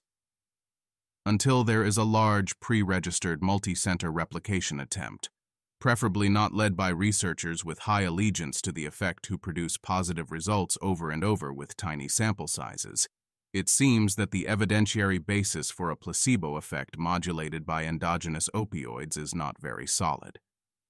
Unless? I have implied that I think something sketchy is up with the research on the effects of opioid antagonists on placebo analgesia, given the inconsistency of findings. However, I think there are 2 possible explanations that would allow the study's finding an effect to be perfectly honest, although still meaningless. The first is that the administration of opioid antagonists, versus placebo, may not be blind. That is, subjects may be able to detect that they have received an opioid antagonist, because opioid antagonists are unpleasant. For example, Wardle et al., 2016, found that their subjects were able to feel the effects of both a 25 mg and a 50 mg dose of naltrexone, differentiating it from placebo on all 3 measured indicators, feel drug, dislike drug, and fatigue. Naltrexone also caused nausea, with near 0% of subjects in the placebo condition reporting nausea, while 24% and 35% reported nausea in the 25 mg and 50 mg naltrexone conditions, respectively. This is in contrast with the usual method of confirming blind, which is to assess whether subjects guess which condition they are in, and which is usually found not to differ from chance, e.g., Inagaki et al., 2016. This may simply be a crappy method of assessing blind, as subjects may feel subtly worse, but not attribute it to the drug, which presumably few subjects have ever taken before. The second is a weirder possibility, which as far as I can tell has not been investigated. What if the effect of opioid antagonists is to make subjects less interested at playing along with researchers in general? For example, Röntgen et al., 2015, got an effect for reducing placebo analgesia with naltrexone, but got an even larger result on the effect of naltrexone on subjects' imagined pain ratings for a confederate. The bar graph shows pain and unpleasantness ratings comparing two groups, placebo naltrexone, dark bars, and placebo-placebo, light bars, across three conditions: self-directed pain, other-directed pain, and other-directed unpleasantness. The results indicate significantly higher ratings, p less than 0.05, in the placebo naltrexone group compared to the placebo-placebo group across all three measures, with error bars representing standard error of the mean. Pesina et al., 2021, found that naltrexone somewhat reduced the reported placebo effects of a placebo said to be a fast-acting antidepressant. Chelnakova et al., 2014, found that naltrexone reduced male subjects' button pressing to keep an attractive face on the screen. These results are consistent with opioid antagonists generally reducing playing along with researchers, although they are also consistent with opioid antagonists making subjects feel worse in general. While I still suspect that all these results are just noise, it would be worth differentiating these possibilities. What if there was a drug that reduced response bias? Mind cure for mice? Animal models of placebo analgesia. Since animals, unlike bananas, can't use language in the way humans do, they can't be treated with placebo by suggestion, for instance, by telling them that an injection is fentanyl when it is actually saline, or giving them a rationale for an open-label placebo. Many of them can, however, learn, so animal models of placebo analgesia rely on conditioning paradigms. In a typical placebo study, a subject might be given a pill or cream and told it is a powerful pain reliever, whereas a control subject might be told that it is an inert pill or cream, or no pill or cream at all may be given, as in the control arms, really control hands and feet, in Benedetti et al. 1999. In a conditioning study, subjects are trained and kind of gaslit with a conditioning procedure. For example, let's imagine the placebo is a green light. The subjects are receiving electric shocks and asked to rate their pain. During the conditioning phase, they are given less intense, less painful electric shocks when the green light is on, and more intense, more painful shocks when the green light is off. They are told that the shocks are objectively of the same intensity. Basically, they are trained that green light means less pain. Afterwards, in the testing phase, they briefly guess wrong. Specifically, they report less pain when the green light is on, at least until they realize that it no longer has any meaning. This is certainly deceptive, but I'm not convinced that this type of conditioning is what people mean when they say the placebo effect is real. Nonetheless, it is a common paradigm, because it is pretty easy to get subjects to essentially guess wrong, at least for a little while, although many authors fail to replicate this. Animals may be capable of being trained to guess wrong, too. One reason it is difficult to measure a placebo effect in animals is that it is difficult enough to measure pain in animals in the first place. Obviously, they can't rate their pain on a scale of 1 to 100. Wodarski et al., 2016, attempt to bring the field into the age of open science with their cross-center replication of suppressed burrowing behavior as an ethologically relevant pain outcome measure in the rat, a prospective multi-center study. They do not attempt to condition or demonstrate a placebo effect, but simply to replicate a single measure of pain in the rat, which is a reduced degree of burrowing. They did in fact verify that burrowing was suppressed, measured in grams of material displaced, in 7 of 11 of the included studies. One interesting problem they identify is that blinding was impossible to maintain, as the substance they used to induce pain was yellowish and viscous compared to saline, such that allocation concealment could be maintained only in 2 studies. I applaud their effort, and precisely their honesty and attention to detail highlights how easy it might be to cheat in animal studies, without even going as far as making up data or excluding subjects based on a gut feeling. Learned analgesic cue association and placebo analgesia in rats, an empirical assessment of an animal model and meta-analysis, a master's thesis by Swanton, 2020, provides a starting point for animal placebo analgesia by helpfully conducting a meta-analysis.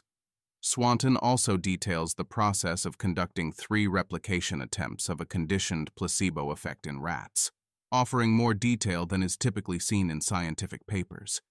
E.g., she reports, attempts were made to contact the authors of the replication target study for further information, but there was no response. It is one of the most interesting scientific documents I've encountered on this topic, and that is saying a lot. Swanton makes 3 increasingly valiant attempts, with 15 or 16 rats per comparison group, a large sample by the literature's standards, to replicate Lee et al., 2014. A new animal model of placebo analgesia, involvement of the dopaminergic system in reward learning. Fascinatingly, in addition to demonstrating placebo analgesia, Lee et al. Claim both the behavioral indicators and laboratory tests of biomarkers were blocked by a dopamine antagonist, but not by an opioid antagonist. This is in contrast with Kunkel et al. 2024, referenced in the above section, an adequately powered study that ruled out a role of dopamine in human-conditioned placebo responses, and also in contrast with the claims in the Sorrow and Greenberg meta-analysis claiming an effect of opioid antagonists. Swanton was not able to demonstrate a conditioned placebo response at all, even when going to extremes, adding high-visibility visual cues, sound cues, and scent cues to her setup to enhance learning. The image shows a scientific setup that appears to be a mouse or rat testing chamber, featuring a central platform decorated with black and yellow hazard-striped tape on its top panel, while a small mouse figure sits on a gray circular platform below. Additional elements in the diagram include a water bottle decorated with vanilla flowers on the left and a speaker symbol on the right, representing different sensory cues used in the experiment. After this triple disappointment, Swanton delivers a meta-analysis, noting that there is considerable variability within research paradigms, such that no 2 protocols are the same in regards to cue type. Most studies use a hot plate as an apparatus for pain, modeling the amount of time it takes a rat to withdraw a hind paw as a measure of placebo analgesia, or guessing wrong in my model, or how much they lick their front paws. There are many other paradigms, as we have already seen with the injected pain-inducing substances, and one team even employed a model of irritable bowel syndrome that employs an inflated balloon to mimic bowl expansion. Sometimes rats are conditioned, or not, with morphine, and other times, as here, they are conditioned, or not, with the expectation that the temperature of the hot plate will be lower if certain cues are present. You might wonder, as I did, why conditioning with a drug would result in a placebo effect when an inert substance is substituted, rather than increased pain. If you drink decaf coffee expecting it to be real coffee, you might feel sleepier because your body is preparing to deal with a bunch of caffeine that doesn't come. Apparently, this is a relevant question, and Swanton says that early drug conditioning research established that cue-associated morphine resulted in hyperalgesia from drug tolerance, not placebo analgesia, and more recent work using almost identical conditioning models have reported opposing results of placebo analgesia. 21 papers met Swanton's inclusion criteria for the meta-analysis. Almost all used drugs for conditioning, mostly morphine. Most studies had major quality issues. Almost half of the main outcomes of the included studies found no effect. 31 out of 65 reported main outcomes. Some studies that did get an effect reported effects as large as a Hedges G of 5. Yes, 5, not 0.5. From eyeballing the chart of study quality problems, there was only one study with few quality or blinding issues, Akintola et al., 2019, and it got a null result. Despite these obvious problems with replicability, the overall meta-analytic effect for rodent placebo analgesia was a massive G equals 0.842, which Swanton dryly describes as consistent with a recent meta-analysis in human placebo analgesic effects, Forsberg et al. 2017, that demonstrated a high effect size in people. There was, however, extremely significant heterogeneity, unsurprisingly. Swanton says, "This is the first time rodent models of placebo analgesia have been meta-analyzed, and is thus the most compelling evidence we have to date that animals are capable of experiencing placebo analgesia." It's amusing to me that the most compelling evidence comes on the back of multiple apparently sincere and determined but failed replication attempts. This contrast is also seen in other areas of research, as illustrated in Kvarvan et al., 2020, comparing meta-analyses and pre-registered multiple laboratory replication projects. They say, "We find that meta-analytic effect sizes are significantly different from replication effect sizes for 12 out of the 15 meta-replication pairs. These differences are systematic, and on average, meta-analytic effect sizes are almost 3 times as large as replication effect sizes. We also implement 3 methods of correcting meta-analysis for bias, but these methods do not substantively improve the meta-analytic results." To put it less politely, when a meta-analysis of garbage studies conducted by researchers with their thumbs on the scale is compared to more honest study designs, the more honest designs produce smaller effects, or no effect at all. If these massive effect sizes are real, it is amazing that the researchers with the best study designs should fail to detect them. The F word. I want to discuss something that I have alluded to but not addressed as a separate matter. Fuckery. There are more kinds of fuckery than can be listed, or perhaps even known, engaged in by anyone from a principal investigator to a lowly research assistant. And when fuckery is discovered, it is often impossible to pinpoint who committed it. I am referring to behaviors such as exploiting unblinding by exaggerating measures, excluding data based on a gut feeling or because it wrecks the result, reporting only results that support the hypothesis, wand sinking, continuing to gather data until the result is significant and stopping when it is, measuring the outcome before the manipulation that's supposed to cause it happens, but still producing a significant effect, trying a bunch of different variations of a measure until one works out, manipulating or faking data. I believe that finding a large placebo effect, or similar mind cure effect, is a reliable marker of fuckery. Researchers associated with fuckery seem to produce enormous placebo effects, and the same goes for research fields such as marketing.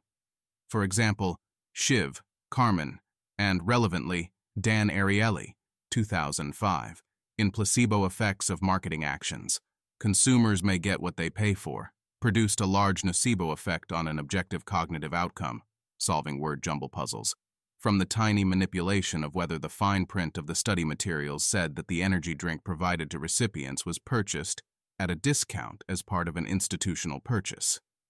This was published in a marketing journal, the Journal of Marketing Research. Discount energy drinks made the subjects much stupider. The bar graph shows the number of puzzles solved in an experiment comparing low expectancy strength versus high expectancy strength conditions, with each condition split between discounted price, shown in black bars, and full price, shown in white bars. The data reveals that participants who received the discounted price solved fewer puzzles, 7.7 and 5.8, compared to those who paid full price, 9.5 and 9.9. with a note indicating the control condition averaged 9.1 puzzles solved. This is in contrast to e.g. a pre-registered trial by Klein-Borgmann et al., 2021, which found no effect of an open-label placebo on test performance, and another pre-registered trial by Hartmann et al., 2023, that found no open-label placebo effect on cognitive measures.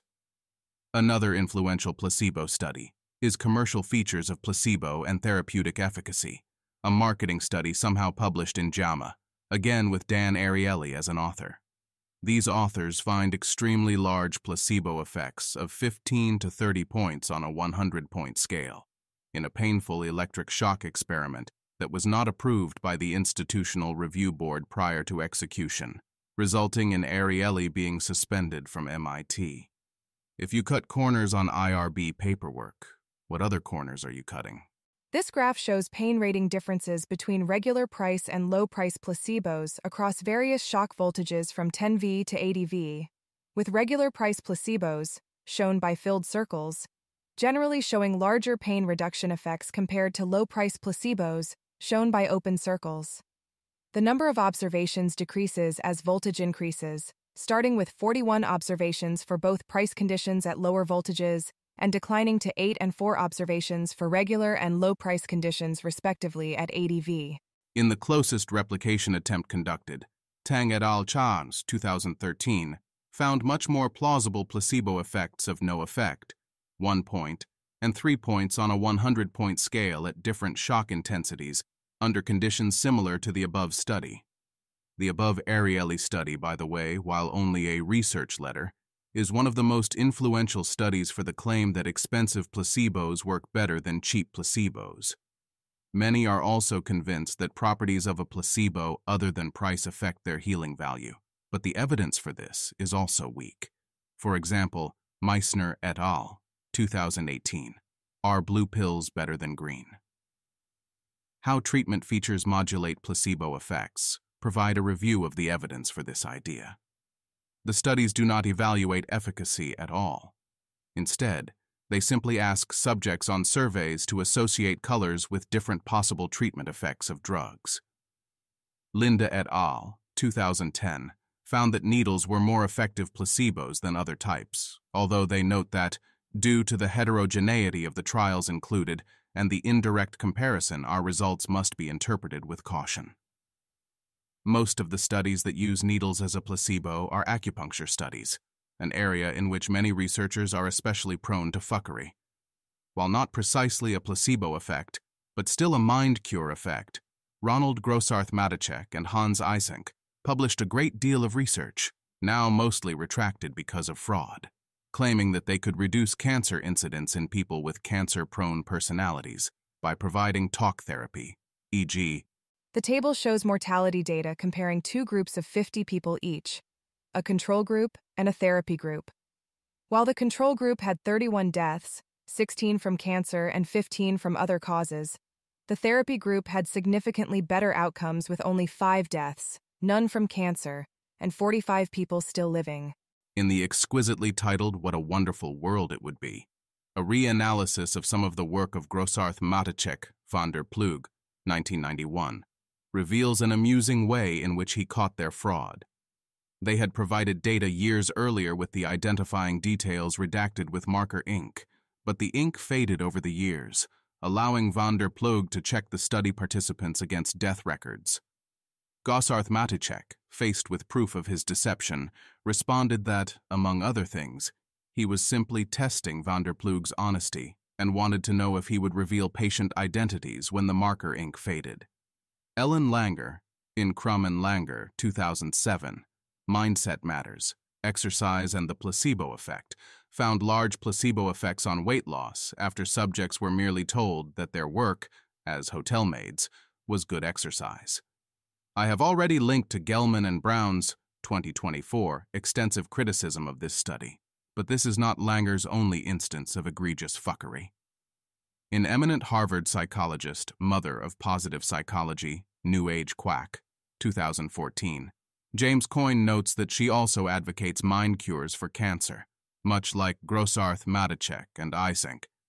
She also published a study, Rodin and Langer, 1977, Long-Term Effects of a Control-Relevant Intervention with the Institutionalized Aged. claiming that giving institutionalized old people a plant to be responsible for and water reduced mortality from 30% in the control group to only 15% in the treatment group. Coyne points out that an erratum published a year after the study essentially retracted the result. Langer is still attempting lucrative mind cures for cancer. When you're a Harvard psychologist, they let you do it. In Brooks et al., 2016, Don't Stop Believing, Rituals Improve Performance by Decreasing Anxiety, now retracted, a paper with disgraced Harvard psychologist Francesca Gino as a co-author, a placebo effect of a placebo ritual, was found on objective math test performance. Please count out loud slowly up to 10 from 0, then count back down to 0. You should say each number out loud and write each number on the piece of paper in front of you as you say it. You may use the entire paper. Sprinkle salt on your paper. Crinkle up your paper. Throw your paper in the trash. The bar graph shows math test performance scores, out of 14, across 3 experimental conditions: ritual, random behaviors, and no ritual, with the ritual condition showing the highest performance at 10:15, followed by random behaviors at 9:15, and no ritual at 8:90. Error bars representing standard error of the mean, SEM, are shown for each condition, and the graph suggests a clear pattern where performing a ritual yielded better math test results compared to the other conditions. For the math study, Study 4, the following explanation is given in the retraction notice. A reanalysis of the data showed that 11 participants' data points were dropped prior to analysis, but their removal was not reported in the paper. The authors report that the decisions to drop data were based on RA's written notes. The reanalysis shows that the focal effect becomes non-significant once all participants are included. To repeat my earlier maxim, if there is a statistically significant effect of placebo on an objective outcome, chances are it is either noise, fraud, questionable research practices, or a mischaracterization of a subjective outcome as objective. Here, it was fuckery. This is a rare situation in which the truth was revealed. Unfortunately, for most of these bogus studies, we will never know the truth about how their implausible results were constructed. Conclusion. Initially, the placebo effect appeared powerful because natural improvement, the episodic nature of conditions, regression to mean or healing over time, was misinterpreted as an effect of suggestion. When placebo arms of controlled trials of treatments were compared to no treatment arms, it was revealed that the effect of placebo was modest, if it existed at all, and was exclusively a function of subjective outcome measures, response bias, or role-playing. Studies designed specifically to exploit response bias in measuring a placebo effect were often able to produce large differences on self-reported outcomes, but never on objective outcomes like wound healing, pregnancy after IVF treatment, or any outcome measured by a laboratory test. Brain imaging studies seem to have confirmed, rather than refuted, the claim that the placebo effect is a phenomenon of response bias. Studies finding similar efficacy for open-label placebos lend more support to the conclusion that response bias drives placebo effects. Animal models attempting to demonstrate a placebo effect in animals using a conditioning paradigm suffer from poor replicability, with studies with few quality or blinding issues finding no effect. Studies attempting to prove that the placebo effect involves the endogenous opioid system also suffer from poor replicability, with conflicting results from different laboratories. No large multi-center pre-registered trial has confirmed the effect, although one such trial produced strong evidence against the involvement of the dopaminergic system. Related research on pain modulation casts doubt on whether the endogenous opioid system is involved with psychological pain modulation at all. Large placebo and mind cure effects are a common feature of research now known to be fraudulent. The available evidence supports a conclusion that the placebo effect is not a real healing effect, but a product of response bias, questionable research practices, and misunderstanding. Placebos only appear to have efficacy to the extent that subjects are encouraged to role-play as if they are effective, and any difference on self-report measures reflects role-playing, not healing. Inert substances are in fact inert and are not rendered effective by suggestion. The power of the placebo is to blind subjects and researchers in blinded research designs. The magnitude of placebo effects in necessarily unblinded placebo-focused studies demonstrates the necessity of blinding, not a placebo effect.